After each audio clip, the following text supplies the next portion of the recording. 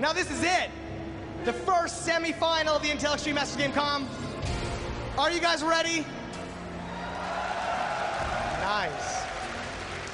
That sounds very ready. Are you ready to welcome your first player? He's from Korea. He's like disgustingly good. He plays for a team called the Zubu, and his name is Violet.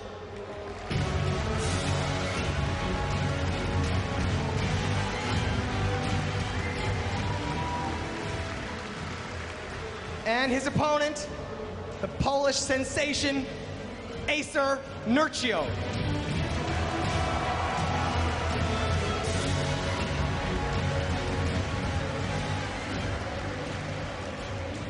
Did you have anything you want to say to your opponent? Do your best, maybe. What about you? What is he saying? He said, do your best. Kind of nice. Yeah, he's a kind of my European pretty friendly jerk, so good luck, man. Good luck, have fun, guys. Day 9 Caleres, take it away. God, those guys hate each other. And it's time to watch them duke it out in a best of 5 here at IEM Gamescom. I'm Day 9. And I'm Kyle Aris, and these two, in terms of Zerg versus Zerg, I have been following both of them for a very, very long time. I have a lot of information to be bringing you throughout this cast, and this has the potential, Sean, of being one of the best ZVZs we've ever seen. Yeah, I mean, we were talking about that even before the cast got started, that very often in Zerg vs. Zerg, quick wins in the start or dry play in the mid game as both players are just sort of doing a standard thing, but these players really understand how to make attacks happen. I've seen a lot of counterattacking and Nidus Worm play out of both of these players in all of their series, but I actually think that this is the first big Zerg vs. Zerg that we're going to see out of Nerchio. Yeah, now, I mean, I'm hoping that both of them have their headsets on. No, not just yet. I'm not going to say anything that I know right now then, because I don't want to give anything away to any of these players. Okay, so the lowdown on what has happened here now, we'll wait for Violet to have his headset on here as well, is that I've, talked to both the managers, the players of both of these respective people, and I, have a little bit of information. But aside from that, we have Violet here, who has a very, very strong win percentage in terms of ZVZ. Now, it's 63% internationally, which is pretty high. But the problem is that initially in his tournament play, he wasn't winning as much ZVZ as he is now. Yes. If you were to take like a sample of the last couple of months of Violet's ZVZ, it is phenomenal. He's been able to take series of, wait for it, Stefano, Lenok, Symbol, all in the past couple of months. And those players are extremely good in Zerg vs. Zerg. Stefano less so than his other matchups, but Lenok and Symbol, especially Symbol, just stupidly good in Zerg vs. Zerg. I will state that the biggest thing I think is coming into play in this matchup is the fact that ZVZ has changed a lot in the last few months. For the most part, you still see that old school emphasis on the roaches coming up again in the mid game. But we see Ling and Fester starting to crop up a lot, allowing for fast transitions to Ultralisks. We see emphasis on faster thirds and more on defense. Nidus Worm play just to set up good attacks because queens are being constructed early. The Zergling really dominating the early game. And all these factors mean that the Zerg vs. Zerg matchup has a lot more dynamism than it used to. And especially Mutalist play, I'm very excited about. Yeah, exactly. And there's always two sides to that Mutalist play. There's either the faking of the Mutalist play, forcing a transition from your opponent, be it if he's on those Infestors, going for a few more Queens, or if he's not even on the Infestation Pit tech yet, you can force Hydras a little bit earlier than your opponent would feel comfortable with actually going for. Yeah. But now that both players actually have their headsets on, so interesting things to note is that Nerchio's manager right now, I mean, okay, so both of these players are pretty good friends. To kick things off, they practice with each other a lot in terms of ZVZ. Now, Nerchio's manager gives me the heads up that Nerchio and him think that they both think that Violet plays a relatively greedy. Violet plays a relatively greedy style of ZVZ, which is weird considering his other matchups. Yeah, exactly. So Nerchio and his practice regiment here has been anticipating maybe going for some very, very aggressive play in this series. We'll see how that works out for him. Of course, it always depends on what he's going to scout out. But Nerchio's style in ZVZ and... this is bad because I could talk about forever in terms of ZVZ for these guys because it's my favorite matchup. But ZVZ for Nerchio revolves a lot around denying that third, and especially on Daybreak, this is the absolutely ultimate map for his kind of style here. And it's interesting, on Daybreak as well, a lot of Zergs consider it the ideal map to go for a fast third. It's easy to defend from the natural. You have the watchtower to spot it, and the distances are big. Game's getting started, ladies and gentlemen. 4 players remain here at IEM's Gamescom. After this series, it will be down to 3. In the top right corner, from Poland and Team Acer, it is Nerchio.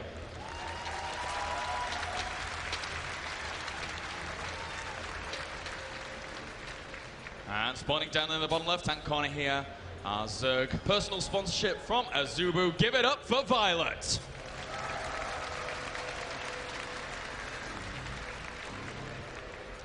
So once again, Daybreak, our first map to kick things off in this best of 5, and I do adore the map once again. And you know, again in ZVZ with that third being such a focal point of this matchup, Nerchio is always willing to go for that. Again, Nerchio, he's no stranger to the matchup either. We've already said that Violet has been able to bring out wins against people like Revival, Leenox, Stefano, etc., etc. But from here, I mean, Nerchio practices ZVZ so much, he actually has a nemesis, I would call him, in the European scene, in the form of TSL Hyun. Now you're asking, well, you know, TSL Hyun, he's Korean, right? But Hyun signs up for literally like every weekly tournament ever, as does Nerchio, and they always, always, always meet each other in the finals. Both are so evenly pegged with one another in ZVZ, but Nerchio just able to eke out a few more wins against someone who has a phenomenal ZVZ win rate. And that is something that's nice about the fact that he has a rival, but it's in tournament play. It's in those high-pressure situations. It gives him the chance to know exactly how the flow of ZVZ works in a best of X.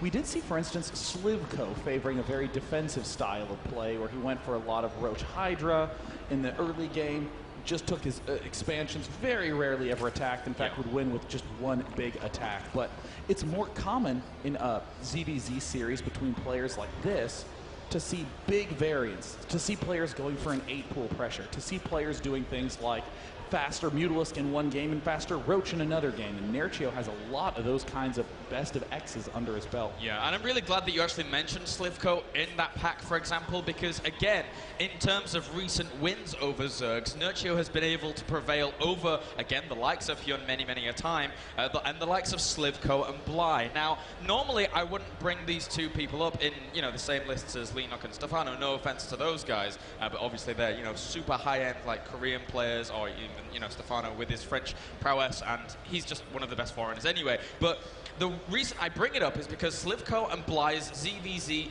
differ very, very much so. You have that super defensive style of sLivko, you have the kind of wacky, zany aggression, potential weird builds of Bly. So Nerchio is able to prepare himself against a lot of ranges of ZVZ tactics, going up against the likes of Violet here, and I mean, again, I spoke to the manager of Violet, and he said he might have something special prepared here for this matchup. I'm looking forward to it. I mean, it's so easy in a Zerg vs. Zerg series to fall into those rote, redundant slots again and again and again and again. Violet, though, doing the expected standard, building the defensive Baneling Nest. Defensive because we don't see any Zerglings out right now, so he's just going to get that started right away.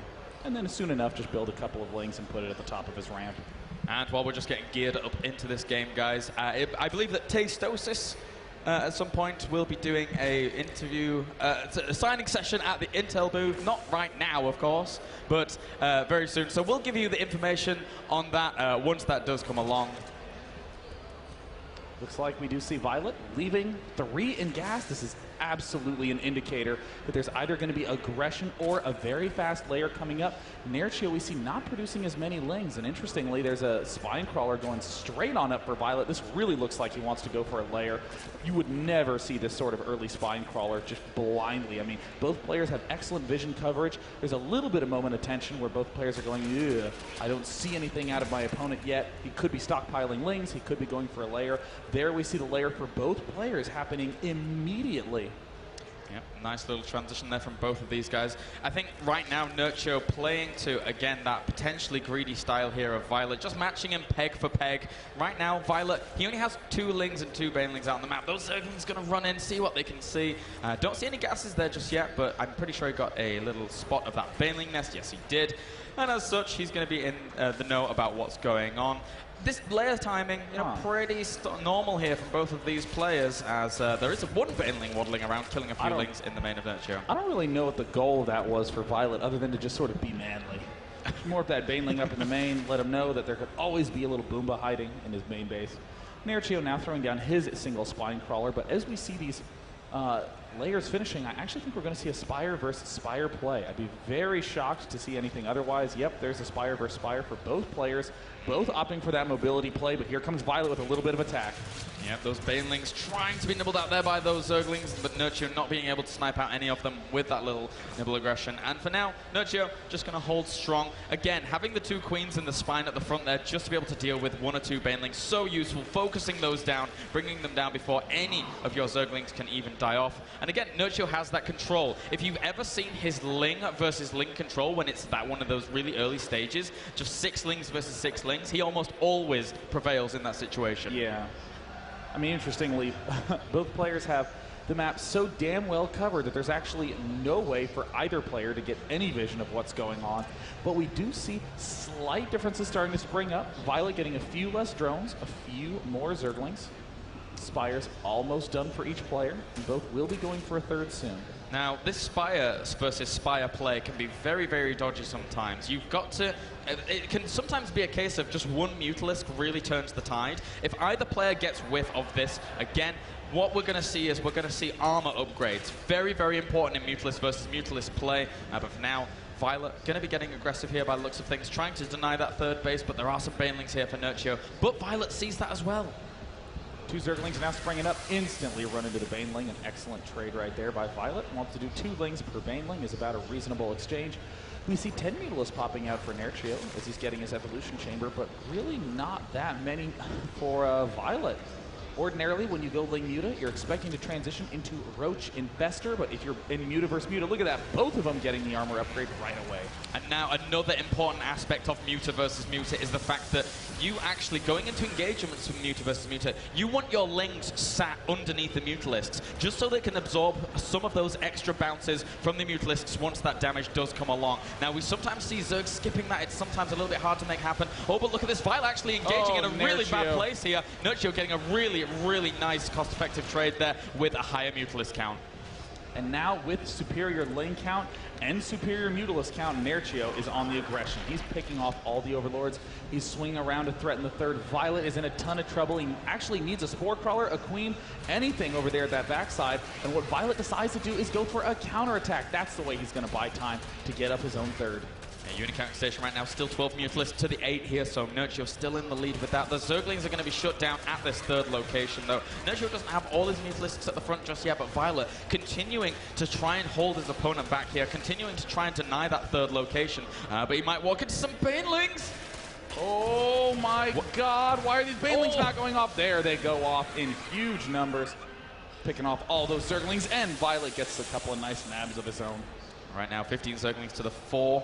We have 15 Mutalisks to 14, and right now those armor upgrades going to be finishing in just a little bit here for Violet. So there's going to be that small window where his Mutalisks are far more cost-effective than his opponents. And actually, Nerchio might be engaging at a really bad time here. That +1 just finished up here for Violet. He needs to fall back, realizes he doesn't have the numbers, realizes he doesn't have the DPS to be able to deal with Violet's army. And we also see a macro hatch finishing quite early for Nerchio. Excuse me, for Violet. Violet's going to be in amazing shape. Violet playing quite a bit more defensively. Has the lower drone count, is only just now caught up. Nerchio's continuing to go pretty much just Lings and just Mutalisks. In that unit counting station, we see really where the edges are going to lie. It's going to be in the ground for Nerchio and in the skies for Violet.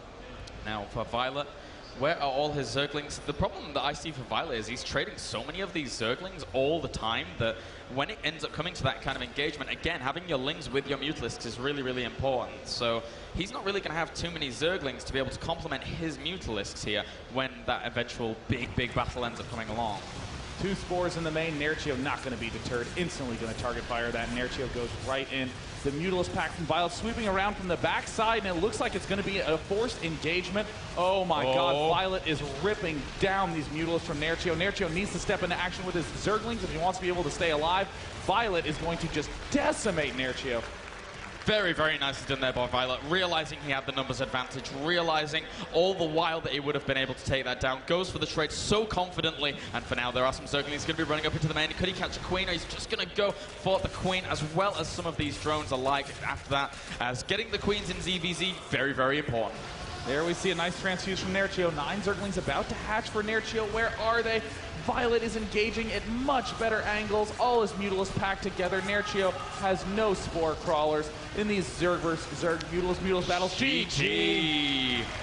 Violet, great control, takes a clean win in game 1. I want to say that for people actually spectating out there in the audience and stuff like that, I think Nerchio has a more publicly convincing ZVZ, but Violet in the background just kind of been winning ZVZ all the time. He's a ZVZ monster right now. Absolutely. So going up against Nerchio, whose ZVZ is potentially one of his best. I mean, all his matchups are like 60-70% or whatever. Yeah. I mean, he has a 67% win ratio in ZVZ across around 500 games. So he's no slouch in ZVZ, but Violet there with the better timing on that armor upgrade, and then really kind of pushing into that, really was that definitive point there where he just lost too many Mutalisks. There's this weird thing that happens in mirror matchups in general where often it's I have a better build or I have a better understanding of the matchup, and there's a lot of easy wins after one engagement. Yeah, but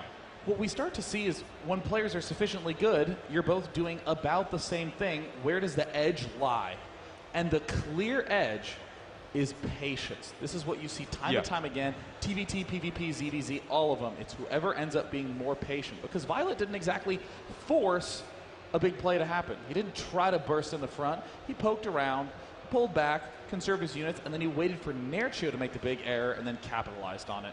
Yeah, very, very nicely done there. So, also, guys, here we have an Intel i7 core processor. And you can go over to esl.tv/IEM to vote for your sick nerd baller of the tournament, as is tradition here for the Intel Extreme Masters. Pretty good stuff. Now, I understand that over on the left booth, for any of you who are a little bit unsure of what went down in that ZVZ, Tastosis has a little bit of an analysis for us.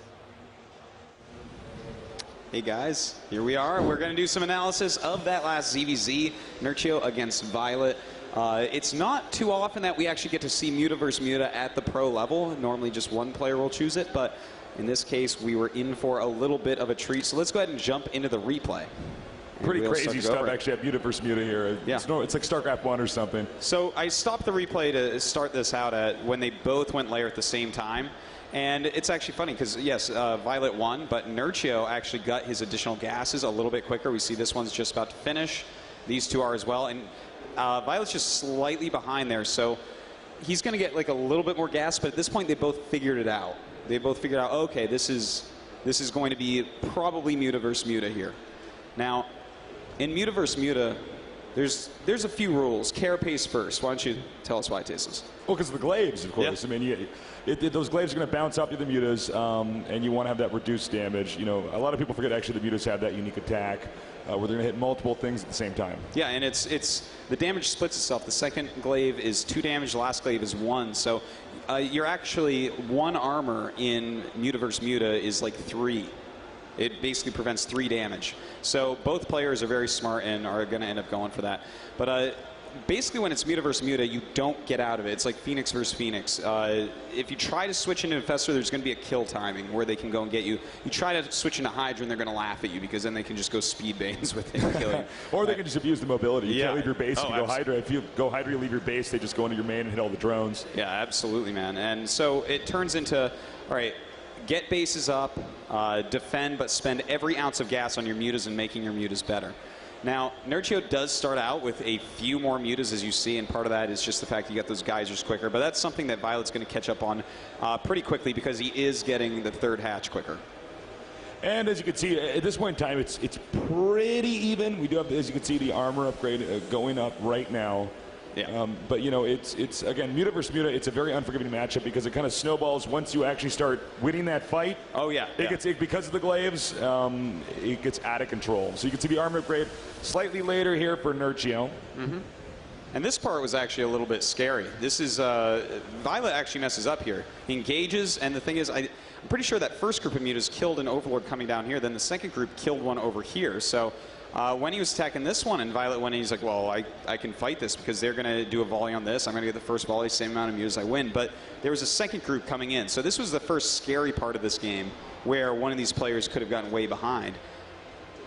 And as you can see here, it's also all about targeting here. And watch this. See, as you're running away, he kind of messed it up there, but as you're running away in Muta versus Muta, the Mutas actually, if you control it right, don't really have to slow down when they attack. Yeah, it's almost a moving shot. You know, they can keep their speed up really well to do attacks. So if you start to lose a Muta battle, then you are oftentimes quite dead.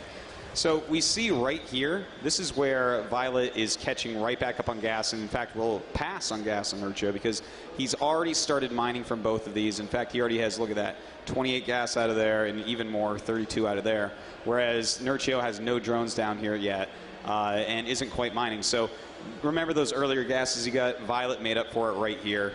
Not a big deal. And you got to remember that in ZVZ, the amount of larvae that you're going to get for the mutas, you will always have larvae. Mm-hmm. It's not like some of these other moments where you're trying to push out as many lings as you want. As long as you have the gas and you're making the second that you have that 100 gas a Mutalisk, you are going to be ahead. Yeah. And of course, things like spores and queens can be used too. A lot of your extra minerals do, in fact, go into. That was a little bit sloppy there, but a lot of your extra minerals actually just do go into Zerglings because you have to keep your mutas in a clump. If you ever split your mutas up, then if their mutas find that pack's dead. And as Tasteless mentioned before, that as soon as you get behind in the muta war, you're going to be in a lot of trouble. And the other thing is that the lings can be used to try to outposition the mutas here. So as you can see, he engages here. He's doing a bunch of damage. And ideally, the lings would have gone into the main here, but he did have a sufficient amount to defend that. And we see, all right, here they are, the spore crawlers. This is smart. This is just like a little bit of defense because if you have the same amount of mutas, having anything under them helping out is going to help out a lot. It doesn't have his spores in other locations yet, but the main is really where he's going to be furthest from, right? He's going to be defending here from lings and just keeping his mutas kind of central as defense. And as you can see at this point in time, Nerchio has a certain amount of map dominance, and you can tell that in a ZVZ by whoever still has the overlords on the map since they get cleaned up once the Mutalisks come out. And you can see he's now moving out again. Now, if you don't have enough money to do spore crawlers at this moment, what you want to do is you want to, whenever they leave their base, if you have map dominance, go into the main. But as you can see, Violet's already prepared with the spore crawlers, as you pointed out, Artosis. Yep. And now Nerchio, as Day9 and Calaris mentioned before, was not patient enough. When you are both going for the same units and you have very similar numbers, like look, right now, 17 versus 17. So he's actually trying to get something done. He's saying, well, I'm going to stay on the offensive and get in here and start doing some damage. And since he's already in the middle of the map, it's not like he can go in here and then Violet can fly across the map to attack him. Exactly. It would take too long. His mutas would do the critical damage much quicker, and it would snowball out of control. So Violet's very defensive right now. In fact, all his mutas right in the middle, that central area we were talking about, so that he can stop ling attacks and just fly out to wherever the mutas are of his opponent. So if we take a look here at the spores as well as 2 queens, all this is added damage. 17 mutas versus 17 mutas is basically a draw, but when you have that extra damage, you're in a lot of trouble. And see, this is the mistake here, is Nerchio had somewhat of a lead. I don't know why on earth he was actually going here and attacking at all. Yeah. I mean, on top of the spore crawlers, you got the queens too, so there's nothing really that necessitates this. It's like you always say when you're ahead, what do you do when you're ahead? You get more ahead. Like if he has a ling up here, right, and the mutas kill it, right, go in there and do this. That's great. But if you don't know where the mutas are, you have to assume they're nearby.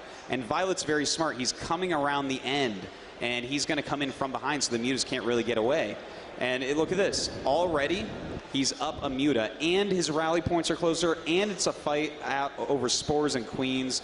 And of course, as we saw, this is really the game-ending move. And you can see this is really where as you said, the tide turns. That's it. From there, he goes back. What the muta count is 6-20. It's a game of numbers, and that's he made just the game wrong over. move, basically. Absolutely. All right, so that is it for the analysis. Day9 Calaris, take it away. Thank you very much, guys, and welcome back. We are going to be jumping into game number 2 in just a second here. Map is going to be Cloud Kingdom. These two players spamming their hearts out to be able to get into this next game.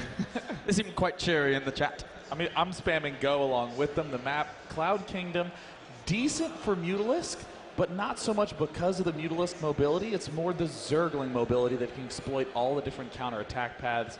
Also much easier to get 4th and 5ths up with that Muta play, but I would like to see more Infestor play come out of these players, just due to the fact that you can defend well. Even though the Mutalisks are good in Mutaling, you can always lock down all those attack paths with the Fungal Growths. Very, very true, and neither of these players are unfamiliar with going into that Infestor play. So, ladies and gentlemen, let's get into game number 2. Spawning down to the bottom left-hand corner. Currently 1 game up in this best of 5. Who will advance onto the final? Give it up for Azubu Violet.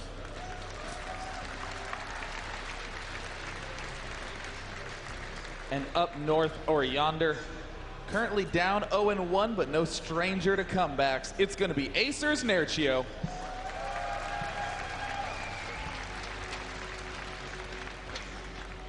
Cloud Kingdom. It's one of the maps that you won't see as much hatchery first, as opposed to Daybreak, where we obviously will see a lot of hatchery first, because the rush distance is a little bit different in methods. But at the same time, a lot of Zerg players nowadays feel that going hatchery first, even if your opponent opens up some kind of little bit of an earlier pool, the micro and the potential cancel on a hatchery anyway, if you have to be forced to do that, can still be enough to keep you in a good, stable position in the game. So some Zergs almost swear fully by hatchery first nowadays. Yeah, I do. I have seen Nerchio, in particular in his TSL4 matchup against Dark Force. Yep. Always goes pool gas on any reasonably distanced map. Ohana, Cloud Kingdom, pretty much not Daybreak.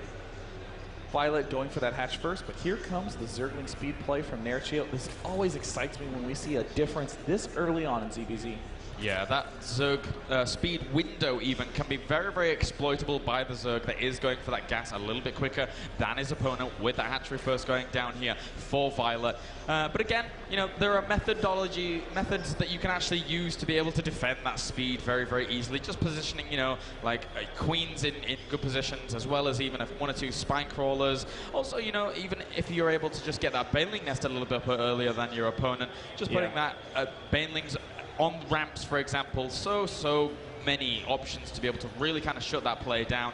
But Nerchio, for now, only has 2 guys on gas here to be able to get him up to that initial 100. That's quite an interesting play.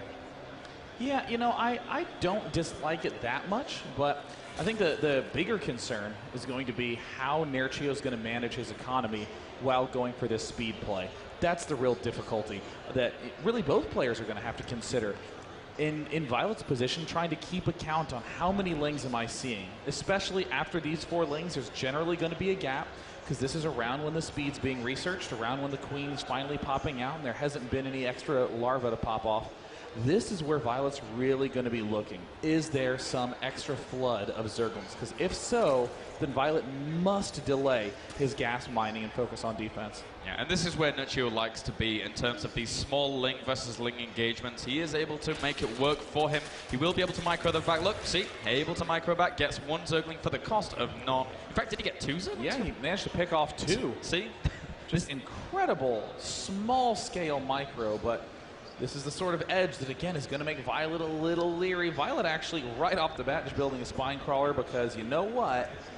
Screw it, right? This is literally the mindset. Each guy, he's speed first, whatever. I'm just going to go speed myself. I'm going to get my Baneling nest up immediately, and then I'm just going to go defense mode. We saw him greedy in last game, going greedy in this one, but Nerchio's still setting himself up nicely for a little bit of extra pressure if he so wants to. And wow, look, 4 lings made from Violet before Nerchio.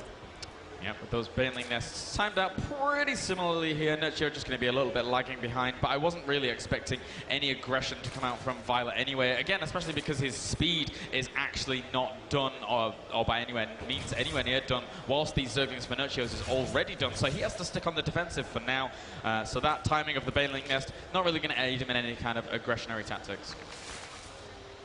Looks like with the Baneling nest done for both players, it's going to be a little bit of passive mode, and In this moment, I want to ask you, Sir Kedlaris, what do you think is going to be the most stable way for both of these players to try to take a third base? Because it looks like Violet's already putting his hand a little bit face up. He's going for the 4 extractors.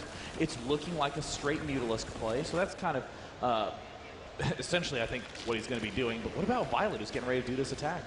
I think for Violet, if he is going Mutalisks and his opponent doesn't hold the phone there, as those Zerglings are actually going to be able to run in. 2 Banelings managed to sneak past the Spine as well as the Queens. And where are they going to go? They're just going to sit in this mineral line for now, zoning these things out. Not allowing any production or any mining to be able to be done here for now.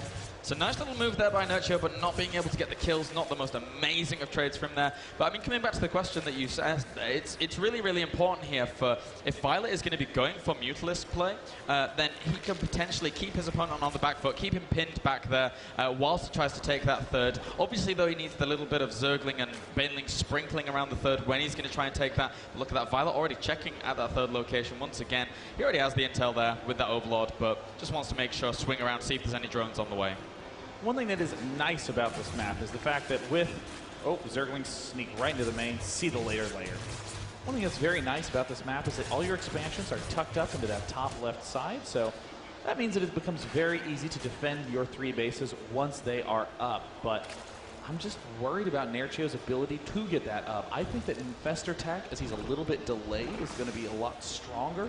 He does go Spire, so he's going to be dealing with a much faster +1 upgrade, a Zerg that's mined more geysers. I mean, Nerchio's pretty much going to be impotent. Yeah, this is not looking so good here for Nerchio. It all really depends on that kind of drone saturation, but even so, you know, Violet has not taken any damage, really. He's had 1 drone killed, but he's getting his Spire up earlier, and he has the drone count to be able to fuel that so much better than Nerchio right now. So Nerchio in game number 2, as opposed to game number 1, which was very, very even at this point in time, Nerchio just seems a little bit of a step behind in every regard.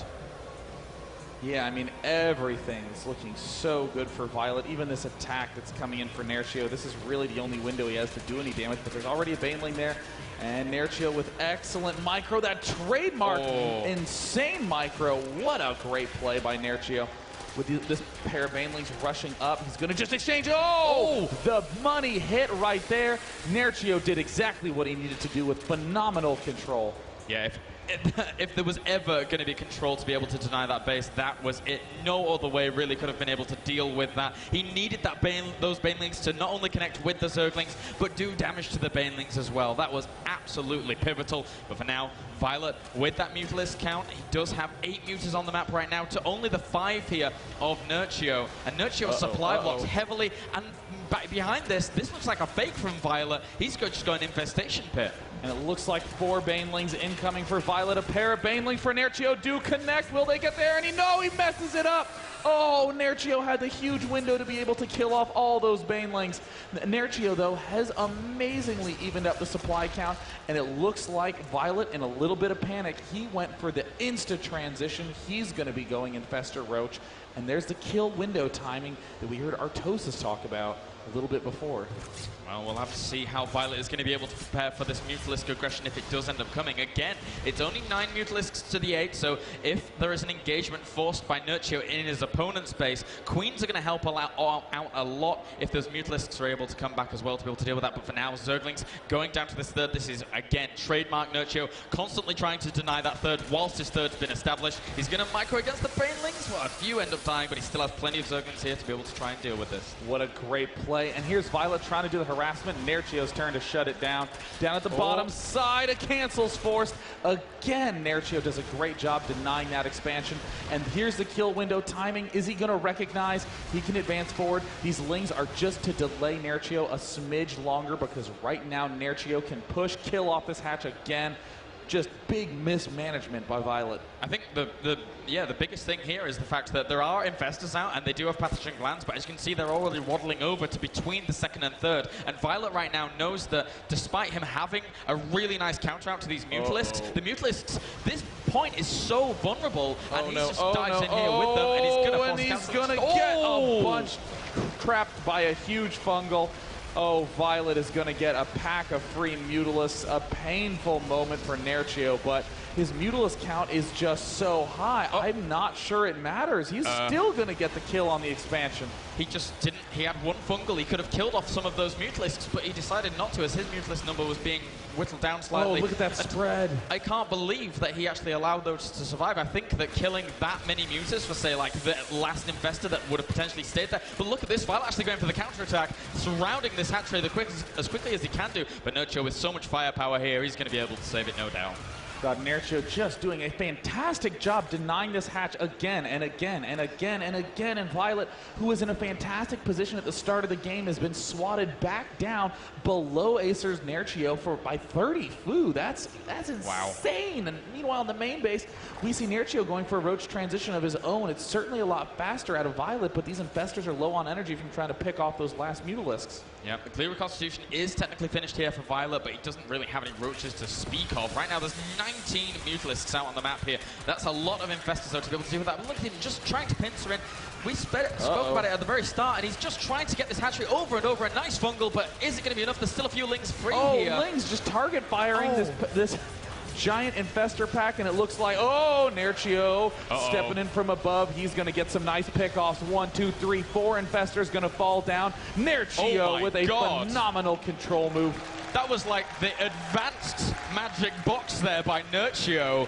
Whenever it comes to dealing with Thors, he's just like, well, I'll keep them separated, move across, and then hold position. But that was like already spread, moving them at a long distance and then hold positioning. Really nice move there by Nerchio to be able to get that going, as well as separating them during the engagement anyway. But for now, talked about how Nerchio's entire style, you said, had revolved around denying third bases, and this is exactly what we're seeing in this game, Kalaris. Yep, and he loves doing this on Cloud Kingdom. Daybreak, Cloud Kingdom, and Ohana are 3 of the maps that he just adores this style. It works so well for the maps, and if a player like Violet is not able to kind of react in time, again, he had his Infestors positioned initially when those Mutalisks came in a really nice spot between the second and third, but the Fungals just were not able to deal with it regardless. Air swings in a big pack of Roaches. Plenty of Infestors there, but the Mutalisks spring in, target fire the healthy ones, and immediately all their energy depletes, and Nerchio is just ripping Violet down where he stands. Violet, who transitioned out of the Ling Muta a little too early, Nerchio has never let him stabilize, and now we have a Zubu's Violet on the ropes. For the 3rd time this game, this hatchery will fall. A beautiful little move there by Nerchio, zoning out the Infestors with the Mutalisks, with that little wall he created between that second and third as well. He is pushing forward, not going to be able to crush this natural just yet. That's a lot of defenses that Violet has there. But with the 3rd going down again, this income tab is going to look so bad for Violet in just a bit. My gosh, 31 Roaches out on the field for Nerchio. 31 Killars. That is just insanity. Violet's one saving grace is he has a lot of Infestors and a lot of Queens. He's going to try his best to do transfuses, fungal growths, get those units down, but right now the only thing that you can really afford to do as Violet is just keep making more and more Roaches. And 2 in the geyser. That's really bad, especially if you are on only 2 base right now. And I was a little bit scared for Nerchio about a minute ago, because the reason I was is because Mutalisks and Roaches, technically they clump up very, very nicely in a very, Protoss Death Ball-esque style, because they're hovering above one another. So Fungals, in essence, would have been able to do a considerable amount of damage to that if he was able to land an initial one. Unfortunately, though, for him, not able to do so. But even off the back of that, even if he was able to kill that off, Nerchio has so much production right now in comparison to his opponent. In terms of the unit tab, we see 10 Infestors out for Violet. We would claim that that is his only edge, but look at production. 9 Infestors in production for Nerchio. He has been stockpiling all that gas from that Roach play. Violet's going to try to spring into the main, will be killed off. Violet now making 19 Roaches. I mean, I think the only way Violet can win is if he just chills and camps until he gets maxed. Wow, 19 drones at a time. That is ridiculous. I suppose he has to take those risks to be able to kind of put himself back in this game. He knows right now that his opponent has had a 3rd so stably for so long. He may even assume that his opponent right now has a 4th. He has no map presence whatsoever. Oh my God, 50 Roaches now moving down to the back right side where the Infestors, they're hot on the heels of the rest of that army. The only way Violet is going to hold this off is if he has the most perfect bungles of all time. He's starting to get those Hydros. Violet going for the more powerful late game composition, but he's going for it a little bit too late. Nerchio with an incredible arc. Yeah, he's going to be able to do so much damage here. Bungles land over almost the entire force of Nerchio, but at the same time we have Infested Terrans cascading from the skies, and Nerchio with so many Infestors himself. That is too many Roaches, Sean. I don't know if he's going to be able to really deal with this. That third, even if he was able to beat this aggression right now, I think he's just going to snipe out the third once again. Oh, wow. Hydralisks do manage to come out and force 12 Hydralisks. Nerchio has 24 Roaches in production, but with these nice bungles, the Roaches can't actually even hit the Hydralisks. Violet's getting a lot of free shots with that lob of Infested Terrans hitting up at the front lines. He takes out the third for a 4th time this game. Nerchio looking phenomenal in game number 2 right now against Violet. Violet brought the thunder in game number 1 with a little bit of an overstep. Look at this, Nerchio taking a 4th behind this. And again, that attack predominantly successful, not only because of the numbers, because, as we said, Violet has no map presence. He can't have any map presence. He can't have vision because of how much Nerchio is putting behind in this game. And right now, there are some Infestors moving out into the middle of the map, sharking around, and he doesn't have any detection. Preparation that Nerchio has. He just has an Overseer camping at that vulnerable spot. Another Overseer at his third. I mean, just incredible preparation from Nerchio. This is why he has such a high win percentage, and they're immediately spotting the Infestors. Yeah, that one Roach being very, very pesky here for those Infestors. Will try and wiggle around those Infested Terrans. He is bringing the entire force back to be able to deal with this. Meanwhile, we have a little bit of a Roach counterattack going over to the 4th Violet for, you know, all the bad positions he's found himself in this game. He's actually doing a really good job of holding on in there strong. 100 food down, Violet with some nice counterattacks, but those are the last of his Infestors. He has just sacrificed. He manages to escape with the life of his Roaches. Oh, a couple Hydralisks wishing it was Heart of the Swarm that they were able to be fast off creep, but no, these are Wings of Liberty Hydras, the slowest Hydras of all time. And Nerchio is just going to continue the same tactic he's done all game long, deny the third.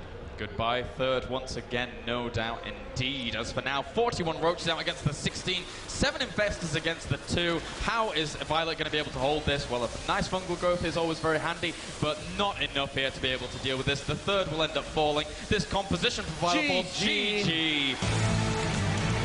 God, Violet is great at holding on. And Nerchio, per usual, leans on his left hand. We've seen him do that after every single match.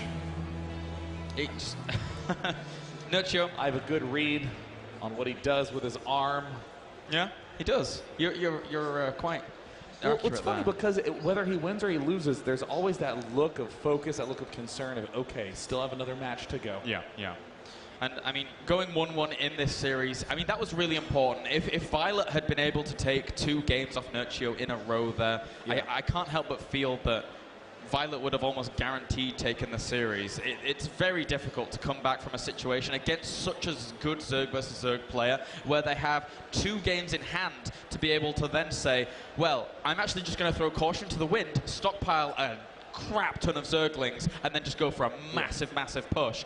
Something that, you know, we've seen a lot of Zerg players do. I mean, if we reflect back on that last game, the big issue for Violet was that he did the big transition away from Mutalisk. And Nerchio just said, oh, you want Infestor Roach? Okay, well, my Lings now are going to be up against your smaller set of Lings. My Mutalisks are going to be up against your smaller set of Mutalisks. You cannot take a third, and just killed it again and again and again and again. Despite Violet's absolute brilliance, there was still nothing that he could do. Yeah, and I mean, even if that situation doesn't arise for Nerchio, he still is able to somehow get Lings in there, somehow be able to surround the hatcheries, try and, you know, micro back and forth between them, between the sides, to be able to just negate the effectiveness of Banelings, negate the effectiveness of Zerglings, and really able to make that work. We're going to go ahead and throw it on over to Tastosis for a little analysis of that previous match.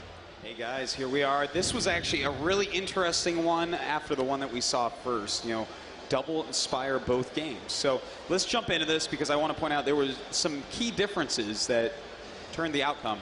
So before we mentioned when 2 players go Spire at the same time, you have to stay on mutas. But in this case, we have 8 mutas out already for Violet before the mutas are even started for Nerchio. So he's too far ahead. Yeah, see, at this point, mutas, in this case, they're actually your fighting units, and it's a tempo-based fighting unit. Once you get ahead on them, you stay ahead, you get further ahead.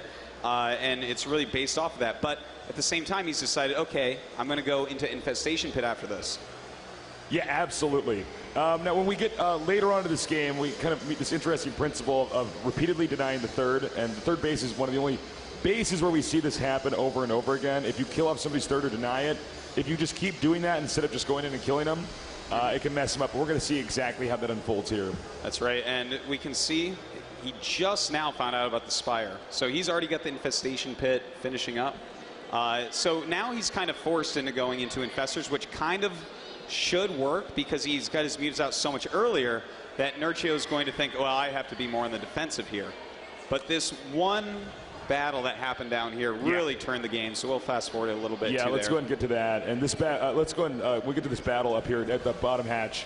Get the tail end of it. That was amazing micro, by the way. Amazing micro as he kites around there. And as you can see, even though that expansion's canceled, it's starting to snowball out of control. Nerchio already has that additional base. He's getting more money. And as you can see, he knows the expansion started up because he has an Overlord down there. So basically, he comes in here once again. All he has to do is deny it. Yeah, and here are the mutas. He has 16 against 7, but we have 4 Infestors. The thing is, if you get them all on the fungal, maybe this is going to work, but you have to be so careful with muta against muta. And, I mean, this is going to get out of control really quickly for Violet. Yeah, as you can see here, he gets a good fungal off it. But at the same time, they're still hitting that base because they're fungled over there. Now he goes back over here, attacks those mutas. I don't even know if he had enough fungals for this to be worth it. That's almost a risk. It's probably better to just sack the third. Well, he needed all 5 fungals. He only had 4 there because the 5th Infestor wasn't anywhere nearby. That's based off the predicate that this guy's going to have his mutas perfectly clumped together for that to be convenient for you. But he would have killed, still a ton more mutas if he had that extra fungal. But with the 4 Infestors there and only 7 mutas against how many mutas he saw, that's really where it got out of control. And now Nerchio has complete control of the entire map, and he has his third base up. Even if he loses some drones to harassment like this, he's in a great spot against someone that just has Infestors with no energy at this point. So as you can see, the result of this, and it's going to tie it into the theme of what actually allowed him to win. He doesn't have a third base. So the attack over here, hitting this base, as long as he could try to save it or just buy some time at least. And as you can see, he's doing a good job here. He denies it. And as long as he has that up, what are you going to do? You have more locations that you're mining from. You're in better shape, and that's additional gas as well. When you consider he's going mutas, gas is the premium resource. Not the minerals. All he has to do is keep denying this. And a lot of times we see pro gamers make a mistake is after they get the third, they try to go into the second. You don't actually need to do that so often. When it's 3 base versus 2 base, just sit and wait for him to expand because mathematically you just should have more if you're making stuff. But this was all built completely off the fact that he was like a fungal short of basically wiping out the entire mutalist claw.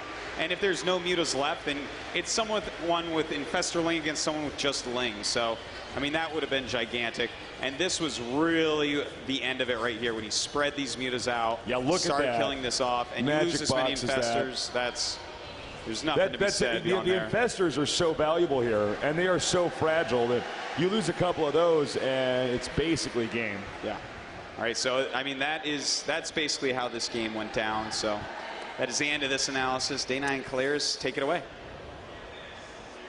Thank you very much, guys. We are going to be jumping into game number 3 here in just a second, and we're loading up onto ESV Ohana. Yeah.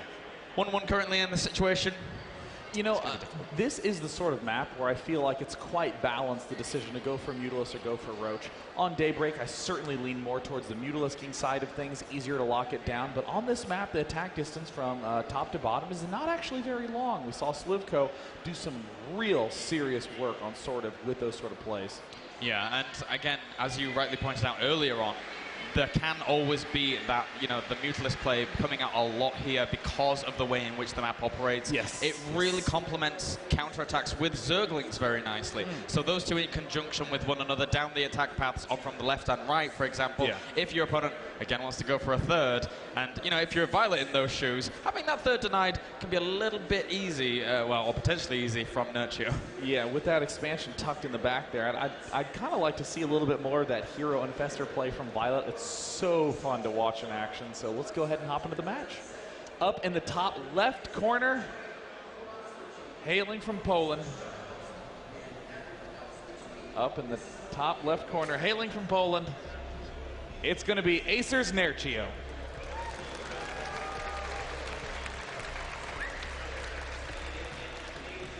And spawning down in the bottom left-hand corner here, having had the series tied up 1-1 against him, having his third absolutely destroyed many a time over there. He needs your support, guys. Give it up for Azubu's Violet.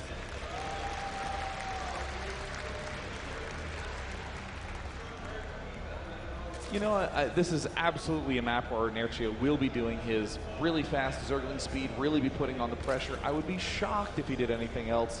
I mean, this is the small sort of rush distance that makes speed Zergling so potent. If you're, even if you have the Overlords in the money spots and you see that flood of units pop down, you still are low on time. No way, I think he's gonna blow my mind. See, look at this, this is classic Nerchio. He's not going 15 hatch, he's actually going for 14 hatch. Huh. Very interesting choice. Oh, 2 more drones. Well, interestingly enough, we have also Violet going for exactly the same thing here. And again, you know, we spoke to the players as well as their managers before the series, said that they'd practice with one another quite a lot. So this might come into factor here. This might be a part of this in general. And for now, both players just getting that spawning pool down. No gas is being taken for either player just yet here. So we might have a bit of a more of a, there we go. There's the gases going down for both players. But even with this gas timing, we might have a bit more of a passive opening from both of them. I am quite surprised to see Nerchio doing this. I want to say that there's some sort of plan in store, but Nerchio pretty much just always plays stably in every spot. We will, of course, see the Baneling Nest go up defensively, the emphasis on the speed Zerglings. And I figure that in this period of time where they're probably going to be doing something standard, talk a little bit about why the Speedling Baneling is so common in the opening, even though most of the time there's not much of either unit made at the start. Yeah. It's just because if you make no Banelings, you always run the risk of being overrun by speed Zerglings. You always run the risk of having some sort of huge swing up into your base. Banelings easily prevent that. And likewise, if your opponent does do some sort of non-Baneling focused defense, a lot of spines or something like that, a lot of slow roaches, you can just take your third as a result. Yeah, and as you rightly point out, if you see some kind of overcommittal to spine crawlers, that means you can end up getting like that base just that little bit quicker because, of course, you know, you can't be aggressive with spine crawlers, and that's so much money sunk into that defense there as opposed to being able to be really aggressive. Meanwhile, though, we have speed coming out from both of these players, and I think it's important also to note that for people that are slightly newer to, I mean, StarCraft and ZVZ, that just because a Zerg in ZVZ opens up hatchery first, it doesn't mean they're going for some kind of super economical base play. Yeah, there's a lot of pushes from that. Yeah, exactly. It's all about having the lava there in order to be able to fuel that aggression as well. So there's always that potential in ZVZ. Ooh, see a couple of lings get made from Nerchio, but they're very much so Baneling timed lings. No, there's the big swell I'm hoping for. This is a great way for Nerchio to put on some pressure and secure himself a third base. Everyone has all their units in the right positions. Nerchio kind of rallied a little bit towards his natural expansion, but once again, I'm really not a fan. We've spoken about it during the group stages in general, but I'm not a fan of Baneling Nests at the front. There are times where it can be picked off. Yes, there is the potential that it can always help in terms of SimCity and block units from actually going through. And actually, maybe a Queen can sit in between that and the ramp and actually block Zerglings off, but I still don't think that is the case. We'll see. Nerchio's just going to go for a big barrel down towards the expansion. He gets one drone. He's going to go for two, and there it looks like a terrible connection. Oh, that was a good one, man. Just to grab a lot of those lings at the backside. But while all this is going on, Nerchio gets his hive up. Violet hasn't done... Ooh, an interesting choice. Violet actually going double Evo Chamber. Looks like we're going to be seeing a Ling Infestor play from Violet. Yeah, getting that +1 melee, +1 carapace would be very, very strong here. And actually, yeah, I mean, there's huge timings revolving around Lings with just those two upgrades themselves. Now, that could be something that Violet... I mean, again, Violet's manager alluding to something kind of special here. That could be something that he was alluding to. We'll have to see if that comes to fruition. But other than that, that layer on the way, as you mentioned before as well. Many a drone coming out here for Nerchio. And Nerchio actually playing, well, actually way greedier right now than Violet in these games, a little bit. Yeah, Nerchio's getting quite a ways ahead in that drone count, doing a little bit more of a standard procedure. In Violet's shoes, you must get up a macro hatch very early. Excellent. He's already getting one up. You just cannot hope to go Ling Infestor without a ridiculous amount of Lings. That's to deal with the off chance of a lot of Roaches springing up. I say off chance because it's just so uncommon to see really fast Roaches in this matchup. It's more often Zerglings, layer tech, and faster thirds. Yeah, I love the addition of the macro hatch. Many, many a time I see people committing to this game, this kind of style, and not having the macro hatch, and you just suddenly see them spiking up to like 1,000 minerals, for example. It's so, so important, as you rightly pointed out, to be able to have that macro hatch. Maybe even another macro hatch in some conditions, especially if he ends up going up to that 3-base play. Yeah, if you get to 60 drones, you can go for the third macro hatch, as long as you're not too behind on your upgrades. Those eat up a lot of money, too. Violet, ooh, this is a nice play. Running forward with his Banelings, trying to connect with some Zerglings, while running around with his other Zerglings. But Violet doesn't have any defense back home in the main. Uh-oh. Oh, Violet made a critical misstep. Nerchio's just going to rush right in and overrun the front. Surrounding that queen so important here. Right now, all the drones are, oh my god, hitting with such a massive Baneling connection in the natural here of Violet. Ace and Nerchio for now taking a little bit of damage himself in the main, but killing 17 drones off with that Baneling connection, Sean. 17? Jeez. I'm blown away that Violet was able to stay alive, but right now, up in the main base, Nerchio has cleaned up those Zerglings, is starting his Mutals production. What an excellent defense from Nerchio. Oh, that was, yeah, very, very well done indeed. Violet not really being able to get done too much with those Lings. For now, he does have that +1/1 upgrade, so that's 0/0 of his opponent. So that's going to make his Lings all the more potent against his opponent here. But again, you know, he hasn't had the ability to deny his opponent's third. And I assumed that when Violet was setting up with these Lings up to the over to the side, he was actually going to go for the third. But no, he just went straight for the main, which is it's very, very risky to be able to do that. Yeah, I think that Violet was anticipating that there wouldn't be anything in the middle, and if he did, he'd run the Banelings right into it. But right now, Violet is in quite a bit of trouble. He does have these beefy 1/1 Lings already starting the level 2 upgrade, and this is one of the most tenuous situations for a Zerg player. You have to get the lead in upgrades. That's the only way that you're going to be able to put on mid-game pressure and have a good transition to Hive. But you want to spend something on defenses for right now. The only way that Violet can hold on right now is with amazing, amazing control and Baneling connections and counters. And yeah, exactly. Those counters so important in that list there, Sean, because right now Violet is going to be waning behind the economy of Nerchio, especially since he has that third up and 55 drones as opposed to the 51. Not just that drone lead, but also that third there being very, very useful. Zerglings run in, but again, really not being able to get much damage done here. It's very hard for Violet to really find a hole in the defenses of Nerchio right now. But Nerchio, having stopped that Mutalisk production, having started the transition to Roach Infestor, now means that Violet suddenly gets a little bit of breathing room. You see the creeps gently making its way down to the third base. Now's the time for Violet to take down this expansion. He's just going to be playing as slowly as possible, and really once he gets up to 60 or so drones, that's when Violet is going to be cranking out a lot more units. I anticipate a very similar situation to game number 2 here from Nerchio. What's going to happen is he's going to have such a Roach count, such an Infestor count behind slightly behind the Infestor count here of Violet. But once he tries to take that third base over and over and over, I mean, he's going to scout out with the fact that with this Overseer, the fact that his opponent wants to take that third in just a bit. And with that, that's going to give Nerchio the trigger to then say, hey, it's my 3-base denial time. And then when he actually goes for it, it's hard to actually shut down the amount of units that Nerchio is going to have going for that kind of play.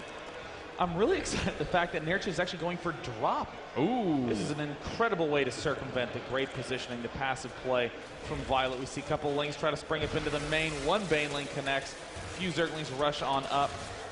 Nerchio instantly grabs that one too.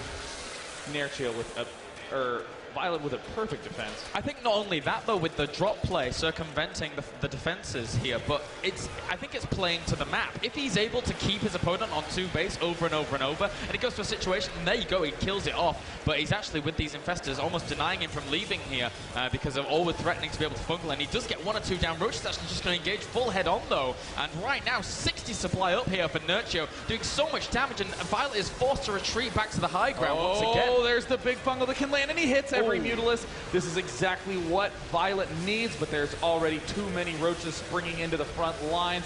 And after that big hit at the start of the game, it's time for Nerchio to deny yet another base. This time, it's going to be the natural expansion of Violet. Oh, yeah, killing off so much here right now. The drones having to be pulled off the line to be able to try and deal with this. 31 workers, 32 workers, that number rising very rapidly, killed off here. And right now, it's 33 workers to the 51 of Nerchio. But actually, he doesn't have much saturation at his third at this point.